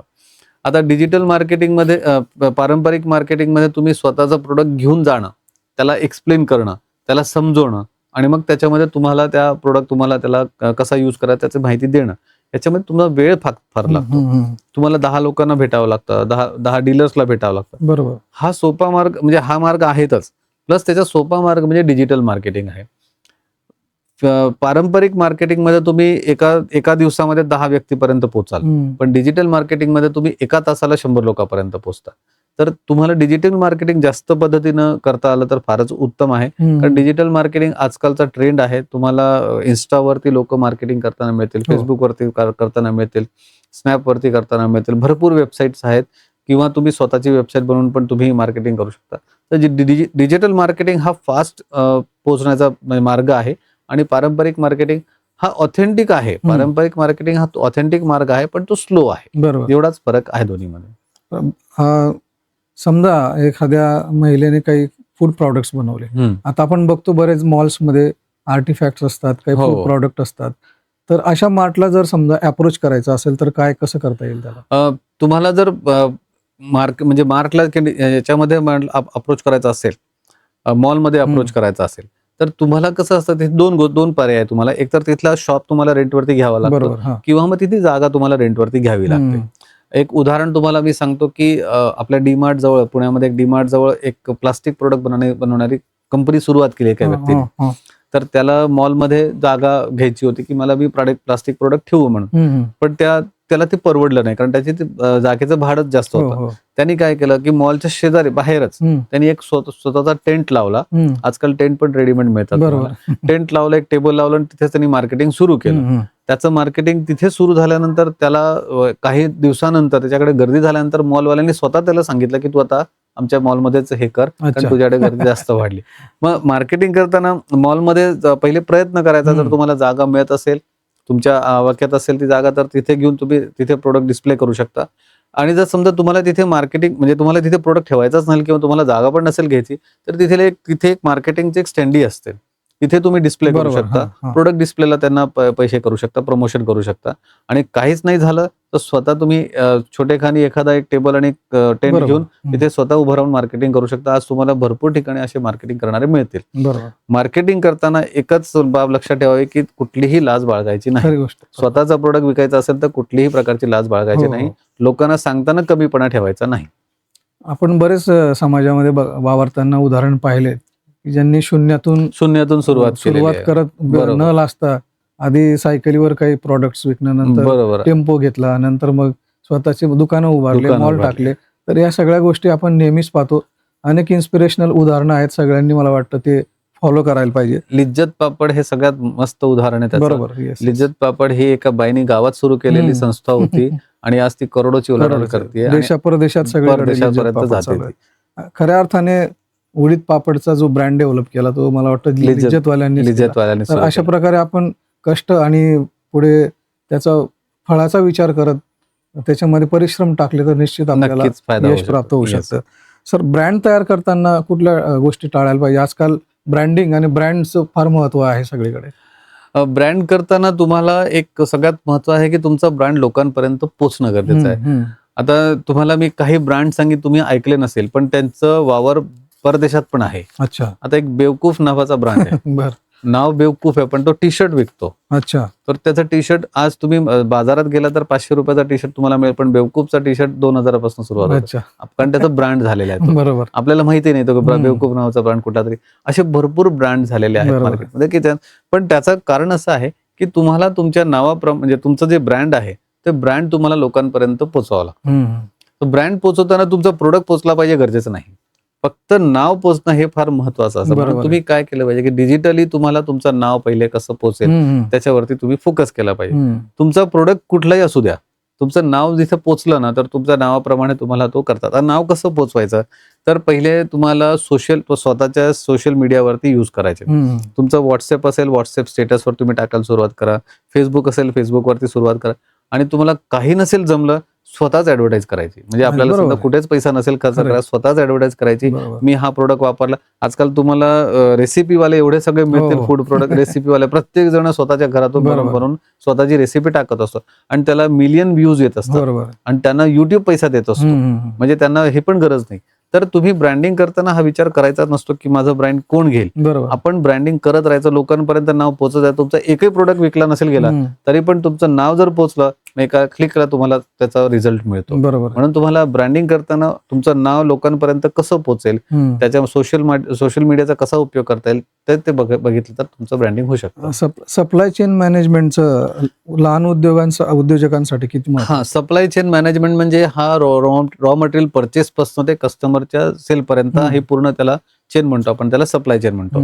या सप्लाय चेन मध्ये सगळ्यात महत्वाचं असतो की तुम्ही रॉ मटेरियल कुठून परचेस करता, बरोबर, कुठून घेतला पाहिजे. आता मी तुम्हाला याचे काही उदाहरण सांगेन, त्याच्यामधनं तुम्हाला लक्षात येईल की कसा सप्लाय चेनचा याचा इफेक्ट होतो. आता महाराष्ट्रामध्ये किंवा पुण्यामध्ये किंवा मुंबईमध्ये एखादी एक कंपनी आहे ज्यांना रॉ मटेरियल लागतो, प्लास्टिक रॉ मटेरियल लागतो किंवा मेटल लागतं किंवा क्रोम हे दुसऱ्या प्रकारचे मटेरियल लागतं जे बाहेर परदेशातून येत असेल. प्रत्येक व्यक्ती जर इम्पोर्ट करायला बसला त्याला खर्च खूप जास्त आहे, कारण त्याला एक कंटेनर मिनिमम घ्यावा लागेल किंवा पार्ट कंटेनर घ्यावा लागेल. मग अशा लोकांनी काय केलं की 10-15 लोकांनी असं गोळा करून काय केलं की एक मोठा कंटेनर मागवला आणि स्वतः घेऊन आपापसात वाटून घेतलं. त्यांचा खर्च कमी झाला आणि तिथून त्यांनी सुरुवात केली. हे उदाहरण मी का सांगितलं की जेव्हा तुम्हाला मटेरियल परचेस करायचं असेल तो कमीत कमी पैशात कसा परचेस करता येईल ते तुम्हाला बघणं गरजेचं आहे. तिथून तुम्हाला सुरुवात केली पाहिजे की हा मटेरियल आपल्याकडे कसं पोहोचेल, वेळेवर कसं पोहोचेल, मग ते आपल्या कंपनीमध्ये कसं यूज होईल, मग त्यात पॅकिंग कसं होईल, पॅकिंग केल्यानंतर डिस्पॅच कसं होईल आणि कस्टमर पर्यंत कसं पोहोचेल, ह्याच्या पूर्णपणे सप्लाय पासून ते कस्टमर पर्यंत ही जी चेन असते याला आपण सप्लाय चेन म्हणतो. ह्याच्यामध्ये तुम्हाला एक अजून उदाहरण सांगेल की अमूलचं तुम्हाला बटर मिळतं. ते बटर तुम्हाला गावातल्या कुठल्याही कोपऱ्याच्या दुकानात मिळेल, पण ते वितळलेलं नसतं तिथपर्यंत. म्हणजे बनतो कुठे तर आनंदमध्ये बनतं, ते कुठे पोहोचतो तर कर्नाटकच्या तामिळनाडूच्या कुठल्या तरी गावात बनतं, तिथपर्यंत पोहोचताना ते वितळत नाही. याचं उदाहरण म्हणजे काय की त्यांनी ती सप्लाय चेन पूर्णपणे व्यवस्थित केलेली असेल की तिथपर्यंत ते व्यवस्थित पोहोचलं पाहिजे. मग त्याच्यासाठी त्यांनी जे टेम्पो बनवले ते पण एसी बनवले, ट्रान्सपोर्टचे जे काही कंटेनर ते पण एसी बनवले, पण ती व्यवस्था त्यांनी ठेवली. ती मोठे खाणी झाली व्यवस्था. आपल्याला जर छोटे खाणी करायचे असेल तर तुम्ही पहिले सुरुवात मटेरियल कुठून येतंय आणि कुठपर्यंत पोहोचतंय या सगळ्यांचं तुमच्याकडे कंट्रोल तुमच्याकडे असणं गरजेचं. कुठं कसं मटेरियल येईल, कुठल्या टेम्पोमध्ये येईल, कुठल्या कंटेनरमध्ये येईल, कुठल्या मार्फत येईल आणि कसं पोहोचेल, टेम्पोमध्ये जाईल, कंटेनर मार्फत जाईल, सायकलवर जाईल, स्कूटरवर जाईल, बसमध्ये जाईल, कसं जाईल, ही व्यवस्था ती पूर्ण तुम्हाला सप्लाय चेन आपण म्हणतो. त्याच्यामध्ये व्यवसाय वाढवण्याची वेळ कधी असते? हा, तुम्हाला कधी असं लक्षात येईल की आता मला व्यवसाय वाढवायला पाहिजे.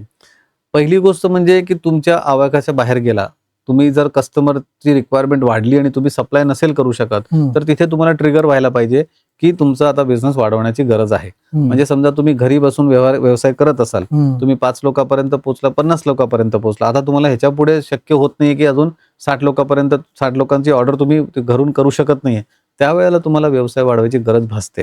एक सर्टन तुमचा टर्नओव्हर झाल्यानंतर तुम्हाला गरज भासते की मला आता व्यवसाय वाढायला पाहिजे, कारण तुम्ही घरून करोडोचा व्यवसाय नाही करू शकत. तुम्हाला करोडोचा जर व्यवसाय कराल तर तुम्हाला व्यवस्थित सेटअप लागतो. मोठा सेटअप घेऊन तुम्ही छोटा उद्योग करणं तेही बरोबर नाही. म्हणून तुम्ही छोटा उद्योग करताना एक सर्टन पिरियड पर्यंत तुम्ही व्यवसाय केला पाहिजे. 50 लाखापर्यंत किंवा त्याच्याहून जास्त म्हणलं 1 कोटीपर्यंत तुम्ही व्यवसाय करू शकता एका ठिकाणी. समजा त्याच्या वर गेला, त्याच्यात उलाढाल तुमची त्याच्या वर वाढली किंवा तुमची कस्टमरची रिक्वायरमेंट वाढली तर तुम्हाला ती जागा मोठी करावी लागतील किंवा दुसऱ्या जागेवर शिफ्ट करावं लागतं. त्यासाठी परत मग additional loan, additional business, additional machine हे सगळं तुमचं त्याच्यामध्ये आलंच. मग ते तुम्हाला त्या प्रमाणे तिथे तुम्हाला सीएचा सल्ला घेणं गरजेचं असतं की मला बिझनेस वाढवायचा असेल तर मला कसा वाढवा. मग तो तुम्हाला सांगेल की प्रोजेक्ट रिपोर्ट बनवून घ्या, ही लोन घ्या, याच्याने घ्या, मग हे करा ते करा, बाकीचा सल्ला तो तुम्हाला व्यवस्थितपणे देऊ शकतो. फ्रँचायझी किंवा विस्तार हा योग्य पर्याय आहे का? हा, फ्रँचायझी 2 प्रकारच्या फ्रँचायझी त्याच्यामध्ये, की एकतर फ्रँचायझी म्हणजे तुम्हाला मोठ्या कंपनीच्या फ्रँचायझी असेल तर तुम्हाला पैसे देऊन फ्रँचायझी घेता येते. बरोबर.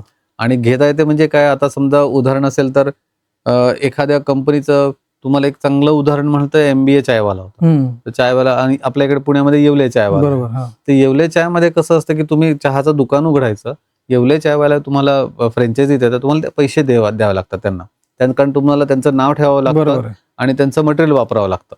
तशाच वेगळ्या वेगळ्या कंपन्या आहेत ज्या फ्रँचायझी देतात, त्यांना तुम्हाला पैसे द्यावं लागतं आणि तुम्हाला त्यांची फ्रँचायझी घ्यावं लागतं, पण नाव त्यांचं असतं, काम तुम्ही करत असतात. हे फ्रँचायझी घेण्याचा मार्ग झाला. फ्रँचायझी घेण्यामध्ये एकच असतो की तुम्हाला नफा कमी मिळतो, कारण सगळ्यात जास्तीत जास्त पैसे तुम्हाला त्याला द्यावे लागतात, फ्रँचायझीला द्यावे लागतात. मॅकडोनाल्ड ही कंपनी ही सगळ्यात मोठी फ्रँचायझी देणारी कंपनी आहे. बरोबर. ते तुम्हाला फक्त जागा तुमची असते, बाकी हम्म. सगळं ते प्रोव्हाइड करतात. हम्म. स्टाफ पासनं, मटेरियल पासनं, मशीन पासनं सगळं ते देतात. तुमची फक्त जागा असणं गरजेचं असतं. मुख्याची जागा तुम्हाला असणे गरजेचं आहे. पण त्याच्यासाठी पण ते मोकाट पैसे घेतात. मग तुमचा जो काही प्रॉफिट असतो तो खूप कमी असतो. हम्म. म्हणून फ्रँचायझी घेणं हे सुरुवातीला ठीक आहे, म्हणजे तुम्ही पैसे लावून तुम्ही फ्रँचायझी घेणं, पण कालांतराने तुम्हाला स्वतःचा प्रोडक्ट डेव्हलप करणं हाच अपेक्षित आहे. म्हणजे हीच अपेक्षा आहे की तुम्ही हम्म. स्वतःचा प्रोडक्ट डेव्हलप करावा. लोकांचा प्रोडक्ट विकण्यापेक्षा स्वतःचा प्रोडक्ट डेव्हलप करून विकावा. हा, फ्रँचायझी देणं हा खूप चांगला पर्याय आहे की तुम्ही स्वतःचा प्रोडक्ट बनवला बरोबर. आणि मग तुम्ही लोकांना तुमचा बरोबर, फ्रँचायझी बरोबर. देत, त्याच्यामध्ये तुम्हाला जास्त पैसा मिळतो. बरोबर. कारण तुम्हाला सेल करायचं गरज नाही पडत, हम्म. सेल तो करणार असतो. हम्म. तुम्हाला फक्त तुमच्या ब्रँडिंगचं यूज करायचं. बरोबर. त्याच्यासाठी तुम्हाला ब्रँड इमेज लागते, तुम्हाला ब्रँड लागतो. ब्रँड हम्म. तुम्हाला डेव्हलप झाला की तुम्ही फ्रँचायझी देऊ शकता. बरोबर. घेण्यासाठी तुम्हाला जास्त पैसे द्यावे लागतात आणि तुम्ही देणार असाल तर तुम्हाला जास्त पैसे मिळतात. हा फरक. फ्रँचायझीची जी कन्सेप्ट आहे ती कशी काम करते? म्हणजे समजा हा, मी एखाद्या प्रॉडक्टची फ्रँचायझी घेतली, बरोबर. तर त्या दोघांमध्ये तो प्रॉफिट शेअर कसा होतो, किंवा वन टाइम त्यांना द्यायचे असतात का, कशी हा, प्रोसेस? त्याच्यामध्ये दोन प्रकारे असतात. की एक तर पहिले जेव्हा मी समजा एखादी फ्रँचायझी घेतली तर मला पहिले त्याचे ब्रँडचे पैसे द्यावे लागतात, मला Okay. डिपॉझिट द्यावे लागते बरोबर. किंवा एक सर्टन अमाऊंट द्यावे लागते. समजा उदाहरण म्हटलं तर मी एक कुठल्या तरी चहाची फ्रँचायझी घेतली तर मला त्यांची एक फ्रँचायझी कॉस्ट असते. 5 लाख रुपये, 10 लाख रुपये, ती जी काही कॉस्ट आली ती मला त्यांना द्यावी लागते. आणि ती दिल्यानंतर मला त्यांच्याकडनं मटेरियल त्यांच्याचकडनं परचेस करावं लागतं. अच्छा. कारण ते काही जे मसालाचं बरोबर. त्यांचा फॉर्म्युला असतो बरोबर. तेच देतात. मला तो दर महिन्याला माझा जेवढा टर्नओव्हर, म्हणजे माझा जेवढा सेल असेल तेवढा त्यांच्याकडनं परचेस करावा लागतो बरोबर. मला. मग त्या परचेस वरती पण ते कमवतात, फ्रँचायझी कॉस्ट पण ते घेतात. म्हणून दोन्ही प्रकारे मला त्यांना पैसे द्यावे लागतात. समजा मी एखादा 10 रुपयाचा चहा विकतोय, 10 रुपयामध्ये मला त्यांना 5 रुपये त्यांना द्यावे लागतात.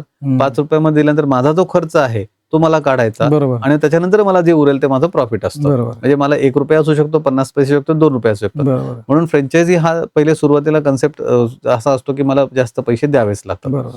ह्याच्यामध्ये दुसरी एक फ्रँचायझी असते ज्याच्यामध्ये तुम्हाला पैसे द्यावे लागत नाही, पण ते तुम्हाला त्यांचं ब्रँड यूज करायला लागतं. फक्त ब्रँडचे पैसे द्यावे लागतात. बरोबर. तुम्ही तुमचा प्रोडक्ट बनवा, तुम्ही तुमचा प्रोडक्ट पण विकू शकता. आता चितळे हा ब्रँड आहे. चितळे ब्रँडमध्ये चितळ्यांचे प्रोडक्ट असतात, पण त्याच्या व्यतिरिक्त तुम्ही तुमचे पण प्रोडक्ट विकू शकता. त्याच्यामध्ये येवले चहामध्ये तुम्ही दुसरा चहा नाही विकू शकत, त्यांचाच चहा विकावा लागतो. चितळेमध्ये तसं नाही. चितळेमध्ये तुम्ही तुमचा पण प्रोडक्ट लॉन्च करू शकता आणि त्यांचाही प्रोडक्ट तुम्ही लॉन्च करू शकता, म्हणजे विकू शकता. अशा 2 प्रकारच्या फ्रँचायझी तुम्हाला घेता येतात. बरोबर.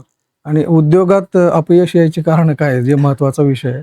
बऱ्याच वेळेला लोक डेअरिंग करतात, उद्योग सुरू करतात. तसं तर आपण मागच्या चर्चेमध्ये अपयश येणार नाही या संबंधामध्ये बरीच माहिती दिली. बरोबर. पण तरी अपयश काय येऊ शकतं किंवा काय येतात?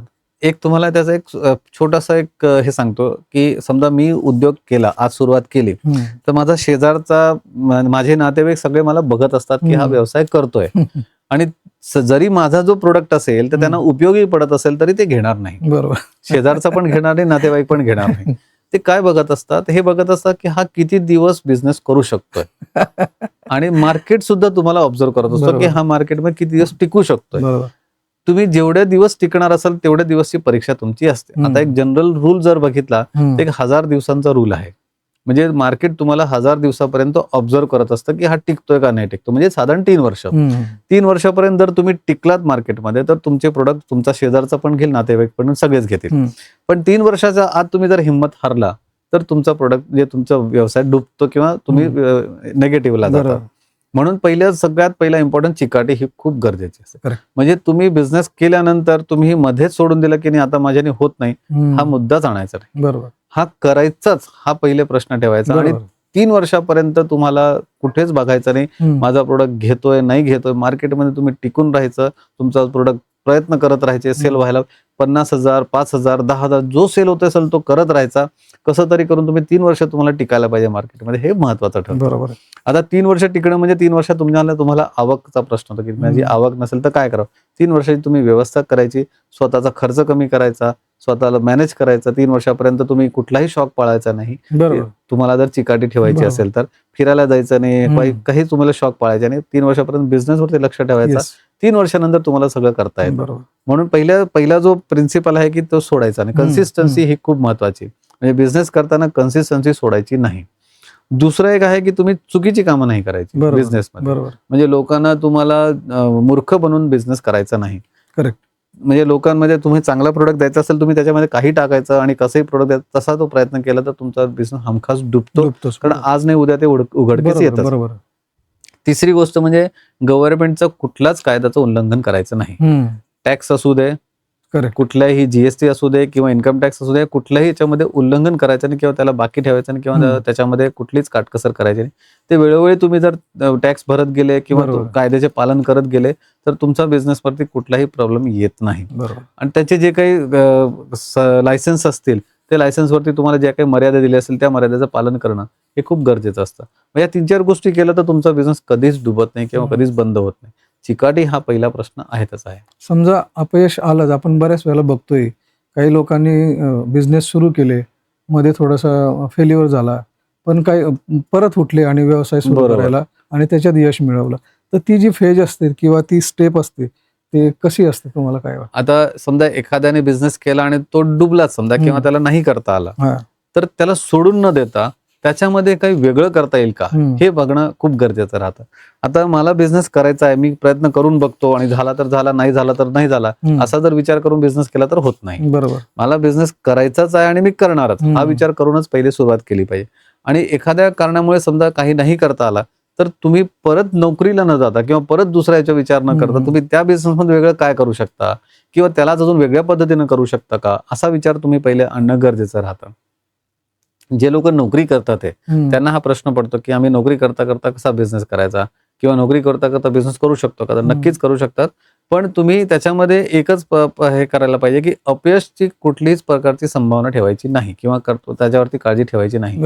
आणि समजा तुम्ही पहिल्यांदा बिझनेस सुरू केला आणि पहिल्या महिन्यातच तुमचं प्रोडक्ट नाही विकल्या गेलं, कोणी घेतलं नाही, तर काळजी करायची नाही. म्हणजे तुम्हाला निराश व्हायची गरज नसते. तुम्ही प्रयत्न करत राहायचे, आज नाही उद्या, उद्या नाही परवा, कोणी ना कोणी तुमचा प्रोडक्ट घेणारच आणि तो विकलाच जाणार आहे जर तुम्ही कोणाचा प्रॉब्लेम सॉल्व्ह करत असाल तर. म्हणजे ही काळजी फक्त घ्यायची की आपण प्रॉब्लेम सॉल्व्ह करतोय. मार्केटमध्ये असलेला प्रोडक्ट आपण विकत असला तर त्याला थोडंसं रिस्क जास्त असतो. नवीन प्रोडक्ट असेल तर त्याला तुम्हाला थोडंसं सोप्या पद्धतीने करता येईल. बरोबर. आजच्या काळात कोणते उद्योग सर्वात जास्त संधी देतात?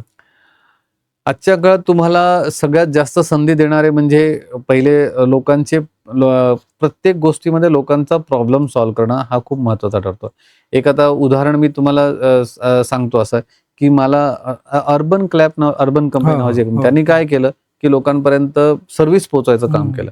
त्यालाच अजून एक सुरुवात आली, स्नॅपडीटची आली. स्नॅपडीटने काय केलं की 10 मिनिटात तुम्हाला माणूस प्रोव्हाइड करतात ते लोक. अशा तुम्हाला सर्व्हिस शोधाव्या लागतील की ज्यांना माणसाला स्वतःचं काम सोडून बाहेर जावं लागतं किंवा स्वतःला वेट करावं लागतं. अशा तुम्ही गॅप शोधायचा किंवा अशा प्रकारचे प्रोडक्ट बनवायचे जे लोकांचं काम सोपं करतील. बरोबर. तर हे जर असं असेल ह्याच्यामध्ये संधी खूप आहेत. आणि ह्याच्या व्यतिरिक्त जर तुम्हाला नवीन बिझनेस शोधायचे असेल की नवीन बिझनेस कुठला करायचा, तर गव्हर्नमेंटची वेबसाईट आहे, त्याच्यावरती तुम्हाला भरपूर प्रोडक्ट दिसतील की जे प्रोडक्टवरती तुम्ही बिझनेस करू शकता. इव्हन सर्व्हिसेस आहे ज्याच्यामध्ये तुम्ही बिझनेस करू शकता. ही सगळी माहिती गव्हर्नमेंटच्या याच्यावरती अवेलेबल आहे. शेतीपूरक उद्योगही बऱ्या प्रमाणे. शेतीपूरकचा हा एक खूप मोठा पर्याय आहे आणि खूप चांगला पर्याय आहे. आजकाल काय झालं, शेती उद्योगाला म्हणजे शेतीला लोकांनी थोडंसं प्राधान्य देणं कमी केलेलं आहे. लोकांना असं वाटतं की शेतीमध्ये काय ठेवलंय, पण आजकाल चांगले बिझनेस हे शेतीमधनच सुरू होतात. आता मी परवा अकोल्याला गेला असताना तिथे एक कंपनी आहे प्राजक्त ऑटो म्हणून. त्यांनी काय केलंय, त्यांनी शेतीला काम येणारी मशिनरी बनवायला सुरुवात केली. त्यांनी गावात बनवायला सुरुवात केली. त्यांची गावातच मशीना विकल्या त्यांनी. स्वतः पण युज केल्या, लोकांना पण द्यायला सुरुवात केली. पण त्यांचा विचार हा होता की आपण शेतीच्या रिलेटेड मशीन बनवावं आणि मग त्याला हे करावं. तर शेती उद्योगमध्ये पण भरपूर व्यवसाय अवेलेबल आहेत. आता काय झालं की शेतकरीपासून डायरेक्ट कंझ्युमर पर्यंत जो प्रोडक्ट विकण्याचा जो चेन आहे ती खूप सोपी झालेली आहे. तुम्ही तो बिझनेस डायरेक्ट करू शकता. काही लोक आता इथे पुण्यामध्ये आपल्या इकडे एक हॉर्टिकल्चर MIDC आहे, त्याच्यामध्ये जे गुलाब उगवतात, गुलाब डायरेक्ट जपानला जातात. आता तिथे एक कंपनी मोठी कंपनी ती छोट्या छोट्या कंपनीकडनं गुलाब घेते आणि ते गुलाब पूर्णपणे जपानला एक्सपोर्ट करतात. 100% एक्सपोर्ट करतात. भारतात एकही गुलाब विकत नाही, ते 100% एक्सपोर्ट करतात. तर असे तुम्हाला शेती रिलेटेड उद्योग असतील जे डायरेक्ट प्रोडक्ट तुम्ही घेऊन मार्केटमध्ये ठेवू शकतात. भाताचा विचार केला तर डायरेक्ट भाताला तुम्ही शेतीमधनं त्याला पॉलिश करून किंवा प्रोसेस करून तुम्ही डायरेक्ट मार्केटमध्ये ठेवू शकतात. आता तुम्हाला नवीन एक कन्सेप्ट आला असं उसाचा रसाचा, तोही तुम्हाला युट्यूबवरनं कळेलच की उसाचा रस तुम्हाला पॅक करून तुम्हाला तो देण्यात म्हणजे विकण्यात येतो. आज आपल्याला काय माहिती की उसाचा रस ताजा चांगला असतो आणि ताजा प्यायला असतो, पण एका व्यक्तीने त्याच्यावरती नवीन संकल्पना आणली की उसाचा रस घ्यायचा, तो काढायचा, त्याच्यामध्ये फ्लेवर टाकायचे आणि उसाप्रमाणेच ती बॉटल बनवली, उसासारखीच ती बॉटल अच्छा, अरे बनवली. वा. त्या उसाच्या प्रमाणेच ती बॉटल बरोबर. 10 रुपयाला 20 रुपयाला जो काही विकला जातो तो विकला जातो. तसंच नारळाचा आहे, नारळाचं आपण पाणी पितो. एकाने अजून डोकं लावलं, त्या नारळ पूर्णपणे सोलून तो हो. पॅक करून एका बॉक्समध्ये देतो. तुम्ही कुठेही तो व्यवस्था अच्छा. करू शकता. म्हणजे शेतीविषयक तर तुम्हाला कुठल्याही प्रकारचे बरोबर. उद्योग करता येतात. व्हर्टिकल बिझनेस वाढले पाहिजेत, म्हणजे शेतीपूरक बिझनेस शेतीपूरक वाढले कारण पाहिजे. आपला देशच मुळात शेतीप्रधान देश असल्यामुळे शेतकऱ्यांना हा कुठल्याही मार्गाने फायदा झालाच पाहिजे. फायदा कारण झाला पाहिजे. शेतकरी हा कष्ट करतो, आपल्यापर्यंत अन्न पोहोचवतो बरोबर आणि आहे. शेतमालाला भाव मिळाला नाही किंवा त्यांना मेहनत करून त्याचं फळ नाही मिळालं तर कुठेतरी आपल्यासारख्या सर्वसामान्य माणसाला सुद्धा वेदना होतात. त्यामुळे शेतकरी राजा बळीराजा असेल, त्यांच्या शेतीच्या व्यतिरिक्त त्यांचं मालचं जे मार्केटिंग असेल, ह्या सगळ्या गोष्टी सुद्धा मला वाटतं जर तरुणांनी हातात घेतल्या मार्केटिंगच्या याच्यामध्ये, अगदी खूप चांगलं काम याच्यामध्ये देखील होऊ शकतं. याच्यामध्ये करता येतं. आजकाल शेतकरी स्वतः हे करायला लागले, स्वतः प्रोडक्ट बनवायला लागले. फक्त त्यांना कन्सेप्ट काय होतो की त्यांना कन्स्टेंट काय येतो की त्यांना सोशल मीडियाचा एवढा काही जाणकारी नसते. आजकाल नवीन युवा लोकांनी करायला पाहिजे की ते मार्केटिंग त्यांचं करून घेतलं पाहिजे. मार्केटिंग स्वतः करून त्यांच्याबरोबर तुम्ही हे काम केलं तर त्याचा एक जास्त फायदा होऊ शकतो. त्याचा प्रोडक्ट मार्केटमध्ये येऊ शकतो. सोलार एनर्जी, ग्रीन एनर्जी हा एक प्रकार आता बरंच आलाय, त्याच्यामध्ये बऱ्याच संधी आहेत वाटतं. सोलारवरती पण भारत सरकार तुम्हाला सपोर्ट करते. त्याच्यासाठी पण सोलार मध्ये असं आहे की तुम्ही जी काही रिसोर्सेस आपल्या एनर्जी रिसोर्सेस आहेत त्याला कसे युटिलाइज करता येतील, कसं यूज करता येईल, त्याच्यासाठी सोलार सिस्टमची स्कीम आणलेली आहे. त्याच्यामुळे तुम्ही घरोघरी सोलार बसवू शकता किंवा इंडस्ट्रीमध्ये सोलार बसवू शकता. सोलारद्वारे उत्पन्न होणारे वेगवेगळे एनर्जी सोर्सेस आहेत ते तुम्ही डेव्हलप करू शकता. आजकाल सोलार बॅटरी पण खूप चांगल्या पद्धतीने चालतात. आजकाल सोलार पॅनल बनवणारे आहेत. त्याच्यामध्ये पहिले आपल्याकडे फिक्स पॅनल होते, आता फोल्डेबल पॅनल्स आलेले आहेत किंवा रोलिंग पॅनल्स आलेले आहेत. आणि सुरुवातीला मोठ्या पॅनल्स घ्याव्या लागायच्या, तर त्या हळूहळू कॉम्पॅक्ट होत चालल्यात. भारत सरकारने दोन्ही सोलर पॅनलवरती म्हणजे इम्पोर्टेड आणि लोकल दोन्ही पॅनलवरती स्कीम्स काढलेल्या आहेत. तुम्हाला त्याचा पण बेनिफिट घेता येतो. सोलारला लागणाऱ्या ज्या काही वस्तू तुम्ही जर बनवत असाल त्याच्यासाठी पण भारत सरकार तुम्हाला स्कीम मध्ये भाग करायला मदत करते. बरोबर. आता ऑनलाईन शॉपिंगचा एक भरपूर ट्रेंड आहे, अमेझॉन, फ्लिपकार्ट वगैरे. तर त्यांच्यापर्यंत समजा बचत गटाच्या बायका असतील किंवा महिला घरी उद्योग करत असतील, आपण बघतो जवळजवळ सर्वच गोष्टी या डीमार्ट वगैरे सारख्या मॉल्समध्ये असतात. तर ते त्यांच्यापर्यंत कसं पोहोचता येईल आपल्याला, अमेझॉन पर्यंत किंवा फ्लिपकार्ट पर्यंत? बरोबर. हे प्रोडक्ट आपल्याला तिथे कसे ठेवता येतील? खूप सोपी गोष्ट करून ठेवलेली अमेझॉनने. अमेझॉनवरती तुमची कंपनी बनवायची. तुमची कंपनीचं नाव कुठलंही असू दे, अमेझॉनवर तुमचं एक अकाउंट ओपन करायचं. तुम्ही तिथे कंपनी तुमची बनवायची, तुमची प्रोडक्टच्या डिटेल्स टाकायच्या. अमेझॉनवर तुम्हाला काही सबस्क्रिप्शन चार्जेस घेतात.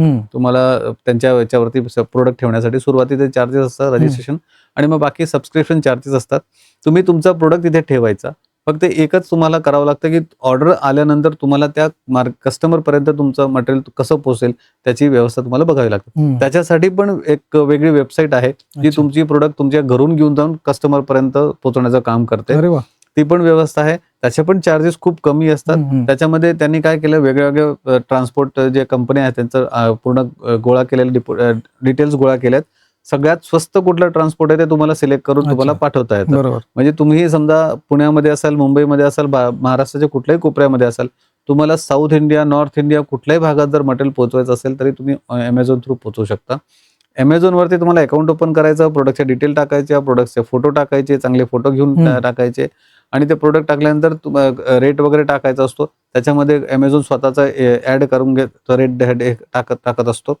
तुम्ही पॅकिंग प्रोडक्टच्या डिटेल व्यवस्थित टाकल्या, किती दिवसात पोहोचेल, प्रोडक्टची क्वालिटी, बनवायच्या डिटेल्स टाकल्या तुम्ही की तुमचा प्रोडक्ट त्या अमेझॉनवरती दिसतो आणि तुम्हाला ऑर्डर आल्यानंतर तुम्ही लगेच तो डिलिव्हर कसा करता येईल तेवढी काळजी घ्यावी लागते. ही प्रोसिजर सगळ्यांसाठी सारखीच आहे. फ्लिपकार्ट सगळ्यांसाठी बरेच आता ऑनलाईन ऑनलाईन सगळ्या वेबसाईट चालू झालेल्या, तुम्हाला सगळ्यांसाठी प्रोसिजर सेम आहे.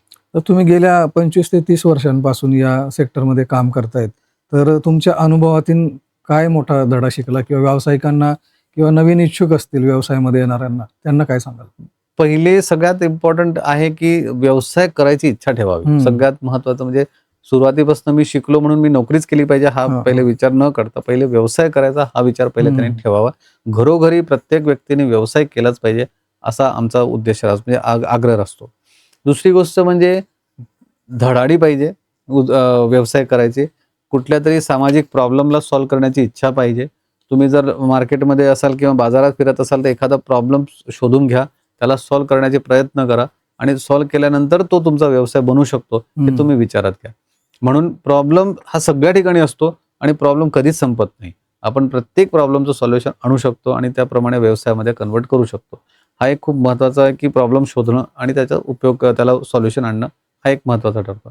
आणि व्यवसाय करण्यासाठी तुम्हाला धाडस लागतं फक्त. बाकी पैशाची गरज नसते, जागेची गरज नसते, नॉलेजची गरज नसते, कुठलीच गरज नाही. तुम्हाला धाडस लागतं की मी व्यवसाय केला पाहिजे, करायला पाहिजे. बस तेवढं एक आलं की तुम्ही व्यवसाय करू शकता. बरोबर. आणि भारत सरकार या काळामध्ये व्यवसायी लोकांना खूप वेगळ्या पद्धतीने मदत करते, खूप सगळं फंडिंग करते आणि खूप सगळ्या स्कीम राबवते. त्याच्या मार्फत तुम्हाला खूप चांगल्या पद्धतीने व्यवसाय करता येईल. नवीन उद्योजकांना तुम्ही काय सल्ले द्याल, काय कसं करायचं पुढे? नवीन उद्योजकांनी पहिले स्वतःचा हे विचार पहिले पक्का करावा की मला उद्योग करायचा आहे. दुसरी गोष्ट म्हणजे डिजिटल प्लॅटफॉर्मचा खूप सभरपणे यूज करावा त्यांनी. जेवढं त्यांना नॉलेज आहे डिजिटल प्रोडक्टचा म्हणजे डिजिटल प्लॅटफॉर्मचा तेवढा नॉलेजचा उपयोग करावा आणि त्याच्यामध्ये कुठेही विचार न करता की नवीन व्यवसाय करताना मला नॉलेजच लागणार आहे, पैसाच लागणार आहे, जागाच लागणार आहे, असा काही प्रकार नसतो. तुम्ही कुठूनही कधीही कसंही तो व्यवसाय सुरू करू शकता. इच्छा प्रबळ असणे गरजेचं आहे. नोकरी देण्याची इच्छा प्रबळ असणं गरजेचं आहे. स्वतःचं म्हणजे प्रोडक्टची क्वालिटी चांगली असेल याच्यावरती लक्ष देणं गरजेचं आहे. आणि प्रत्येक व्यक्तीने व्यवसाय करावा. नवीन शिकलेला कुठल्याही क्षेत्रात असू दे, तो BCom असू दे, BE असू दे, कुठल्याही क्षेत्रात शिकलेला व्यवसाय करावा त्याने आणि व्यवसायावरतीच लक्ष ठेवावं अशी आमची अपेक्षा असते. धन्यवाद सर. आतापर्यंतच्या या चर्चेमध्ये आपण उद्योगाशी रिलेटेड आणि जे नवीन उद्योजक आहेत किंवा येऊ इच्छितात याच्यासाठी तर खूप छान माहिती आपण दिली. अगदी गव्हर्नमेंटच्या सगळ्या स्कीम्स असतील, महिलांसाठीच्या विशेष योजना असतील, या सगळ्याच बाबतींमध्ये आपण खूप महत्त्वपूर्ण माहिती आजच्या या पॉडकास्टच्या माध्यमातून दिली. मला वाटतं प्रेक्षकांना आणि जे याच्यामध्ये तरुण मंडळी आहेत किंवा महिला वर्ग आहे ज्यांना असं वाटतंय की आम्हाला व्यवसाय करायचा आहे तर त्यांनी हा एपिसोड जरूर पाहावा. कारण बऱ्याच गोष्टी याच्यामध्ये आपण सोप्या करून या ठिकाणी दिलेल्या आहेत किंवा आम्हाला सांगितलेल्या आहेत. तुम्ही मागे म्हणालात म्हणजे जवळजवळ आपल्या कॉन्व्हर्सेशनमध्ये प्रत्येकच वेळा आला की बऱ्याच वेबसाईट्स आहेत सगळ्या सेपरेट ज्या government of India, government of महाराष्ट्राने तयार करून दिलेले आहे. फक्त आपल्याला ते जाऊन शोधायचं आहे. बरोबर. त्याच्यातलं एखादं प्रॉडक्ट बघायचं आहे, त्याचा खूप अभ्यास करायचा आहे, रिसर्च करायचा आहे आणि नंतर मग पुढे रजिस्ट्रेशन, सर्टिफिकेशन, ब्रँडिंग, मार्केटिंग ह्या सगळ्या गोष्टी हे आपल्याला करायचं. हे अगदी सोप्या भाषेत आणि सगळ्यांना समजेल. मला वाटतं अनेक लोकांच्या मनामध्ये हे प्रश्न होते बऱ्याच दिवसांपासून. परंतु आपण जसे म्हटलात की गव्हर्नमेंटच्या ज्या स्कीम्स असतात त्या लोकांपर्यंत पोहोचत नाहीत. बरोबर. तर त्याच कुठेतरी या पॉडकास्टच्या माध्यमातून मी पोहोचवण्याचा प्रयत्न करणार होतो आणि त्यासाठी आपण खास आपला वेळ देऊन या ठिकाणी उपस्थित झालात त्याबद्दल मी आपलं मनापासून आभार व्यक्त करतो. खरं तर आपलं जवळजवळ सगळं याच्यामध्ये कव्हर झालेलंच आहे. तरी एकदा आपण नव्याने रिकॅप ज्याला आपण म्हणतो, तुम्ही थोडक्यात काय सांगाल सगळ्या गोष्टींसाठी? व्यवसाय सुरू करायची इच्छा सुरुवात करावी. त्याच्यानंतर तुम्हाला व्यवसाय करण्यासाठी कुठले कुठले लायसन्स लागतात त्याची एक माहिती घ्यावी. गव्हर्नमेंटच्या वेबसाईट सर्च कराव्या. गव्हर्नमेंटच्या वेबसाईटमध्ये तुम्हाला कुठल्या कुठल्या लोन मिळू शकतात ते बघावं. त्याच्यानंतर तुम्हाला एक्सपर्टचा सल्ला घ्यावा. कुठल्यातरी तुमच्या प्रोसेस एक्सपर्टचा सल्ला घ्यावा आणि घरून सुरुवात केली तरी काही हरकत नाही. तुम्हाला कुठला प्रॉब्लेम सॉल्व्ह करायचा तो आयडेंटिफाय करून घ्यावा. प्रॉब्लेम आयडेंटिफाय करून प्रोडक्ट डिफाईन करावं. त्याला लागणाऱ्या मशीन वगैरे कुठल्या लागतात, किती लोन पाहिजे, किती लोक लागणार, कुठली जागा लागणार ते डिफाईन करावं. बिझनेस सुरू करावा. म्हणजे कधी सुरू करावं ह्याला मुहूर्त नाही बघायचा, पण बिझनेस सुरू करावा. सुरू केल्यानंतर त्याच्यात चिकाटी बाळगावी. चिकाटी बाळगल्यानंतर कमीत कमी 3 वर्ष तरी तो बिझनेस तुमचा सस्टेन राहील अशा पद्धतीने प्रयत्न करावा आणि 3 वर्षानंतर तो ऑटोमॅटिक स्पीड घेणारच आहे. प्लस तुम्हाला एक काळजी घ्यावी की आपण कधी वाढवावा. 50 लाखाच्या वर गेला तर वाढवायचा, ग्राहकापर्यंत जास्त ग्राहक झाले तर वाढवायचा, याची काळजी घ्यावी. आणि तुम्हाला कुठल्याही नेगेटिव्ह याच्यामध्ये न जाता तुम्हाला प्रोडक्टची क्वालिटी व्यवस्थित मेंटेन ठेवावी. गव्हर्नमेंटच्या जेवढ्या रूल्स अँड रेग्युलेशन ते फॉलो कराव्यात. लायसन्स घेतल्यानंतर त्याची तुम्हाला मर्यादा बाळगावी आणि बिझनेसचं ब्रँडिंग हे करणं खूप गरजेचं, म्हणून ब्रँडिंग पण करावं. आणि फ्रँचायझी हा आपण जो विषय घेतला त्याच्यामध्ये पण एकदा लक्ष द्या की फ्रँचायझी घेण्यापेक्षा फ्रँचायझी देणं जास्त बरोबर. चांगलं राहणार आहे. बरोबर. म्हणून तुमच्या प्रोडक्टचा ब्रँड कसा उभा राहील त्याच्यावरती फोकस करावा. आणि याच्यामध्ये सुरुवात कशी करावी याला कुठल्याच मर्यादा नाही. तुम्ही कधीही आणि कशीही सुरुवात करू शकता. सुरुवात करणं हे फार महत्वाचं असेल. हिंदीत असा एक शेर आहे की भटकते भटकते मंजिल तक पहुंच ही जाएंगे, गुमराह तो वो है जो घर से निकले ही नाही. क्या बात, खरी गोष्ट आहे. म्हणजे की जे घरातूनच निघाले आणि त्यांना कधीच मंजिल मिळणार नाही. बरोबर. पण आपण जेव्हा सुरुवात करूया तेव्हा नक्कीच आपल्याला यश मिळणार. नक्कीच खूप छान आणि अगदी सोप्या भाषेत आपण सगळं या प्रेक्षकांसमोर व्यवसायाच्या संबंधित सगळे जे प्रश्न होते, जे गुंते होते, ते मांडण्याचा प्रयत्न केला.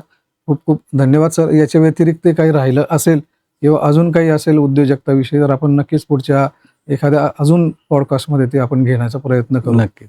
तर आपण आलात त्याबद्दल प्रेक्षकांच्या वतीने मी माझ्या टीमच्या वतीने आभार व्यक्त करतो. धन्यवाद. आणि सर ते शेवटी एक प्रश्न विचारतो की आता तुम्ही जसं मार्गदर्शन केलं आम्हाला, तसं काही गव्हर्नमेंटचे ऑफिसेस आहेत किंवा काही कन्सल्टन्सी आहेत का की जे अशा बिझनेससाठी महिलांना तरुणांना मदत करू शकतील, माहिती देऊ शकतील?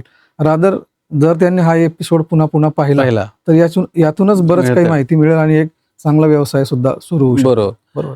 त्याच्या व्यतिरिक्त तुम्हाला जर अजून म्हणजे माहिती हवी असेल तर मी सजेस्ट करेन कोणाकडे न जाता भारत सरकारच्या ज्या वेबसाईट आहेत त्या वेबसाईटवर गेलेलं कधीही योग्य. बरोबर. कारण जो तुम्ही कोणाकडे घरी गेला तर तो स्वतःचा पहिले चार्ज लावूनच तुम्हाला गोष्ट Correct, सांगणार correct. आहे. बरोबर. मग त्याच्यापेक्षा आणि चांगल्या पद्धतीनेच सांगणार आहे, त्याला काही वाद नाही आहे. पण त्याच्यापेक्षा तुम्ही स्वतः पहिले माहिती घेतली आणि मग त्यांच्याकडे गेला तर जास्त चांगलं राहतं. म्हणून पहिले वेबसाईटवरती माहिती घ्या. वेबसाईटवरती सगळंच समजेल असं नाही. तुम्हाला जे समजतं तेवढं पहिले अभ्यास करून घ्या. जे नसेल समजत तेवढंच विचारणं तुम्हाला गरजेचं राहतं. आणि बँकेमध्ये तुम्ही गेलात तर बँकेचे मॅनेजर तुम्हाला सहजपणे सगळी माहिती अच्छा. देतात. भारत सरकार ज्या फायनान्शियल रिलेटेड स्कीम आहेत त्या सगळ्या माहिती देतात. आमच्यासारखे कन्सल्टंट आहे जे तुम्हाला बाकीच्या स्कीमची माहिती देतात. तर त्यांच्याकडे पण तुम्ही जाऊ शकता आणि बाकीच्या गोष्टी घेऊ शकता. पण पहिले मी तुम्हाला सजेस्ट करेन की भारत सरकारच्या वेबसाईट पहिले तुम्ही व्यवस्थित बघून घ्या. नक्कीच सर, धन्यवाद. मंडळी, आज आपण उद्योजकता मार्गदर्शन आजच्या गेस्ट श्री राजेश सहस्रबुद्धे सर यांच्या वाणीतून ऐकून घेतलं. खूप छान आणि सोप्या भाषेमध्ये त्यांनी आपल्याला या सगळ्या गोष्टी सांगितल्यात. बऱ्याच महिलांचा आणि तरुणांचा मेसेज होता ज्यावेळेला मी व्हॉट्सअपला टाकलं की आपले गेस्ट उद्योगाशी रिलेटेड एक मार्गदर्शन करणार आहेत. तर खूप लोकांनी या व्यवसायाच्या संबंधामध्ये जे काही प्रश्न होते ते प्रश्न माझ्याकडे पाठवलेत. ते प्रश्न जवळजवळ सगळे मी कव्हर करायचा प्रयत्न केला. त्याचप्रमाणे आपणही खूप छान सगळी डिटेल्स माहिती या ठिकाणी आमच्या प्रेक्षकांबरोबर सादर केली. मंडळी, पुढच्या एपिसोडमध्ये असंच पुन्हा एकदा नवीन विषयाला घेऊन आपल्यासमोर हजर होईल. मी आशा करतो की राजेशजींनी जे आपल्याला व्यवसाय संबंधात मार्गदर्शन केलेलं आहे त्याचा आपल्या सगळ्यांना नक्की उपयोग होईल. तर धन्यवाद.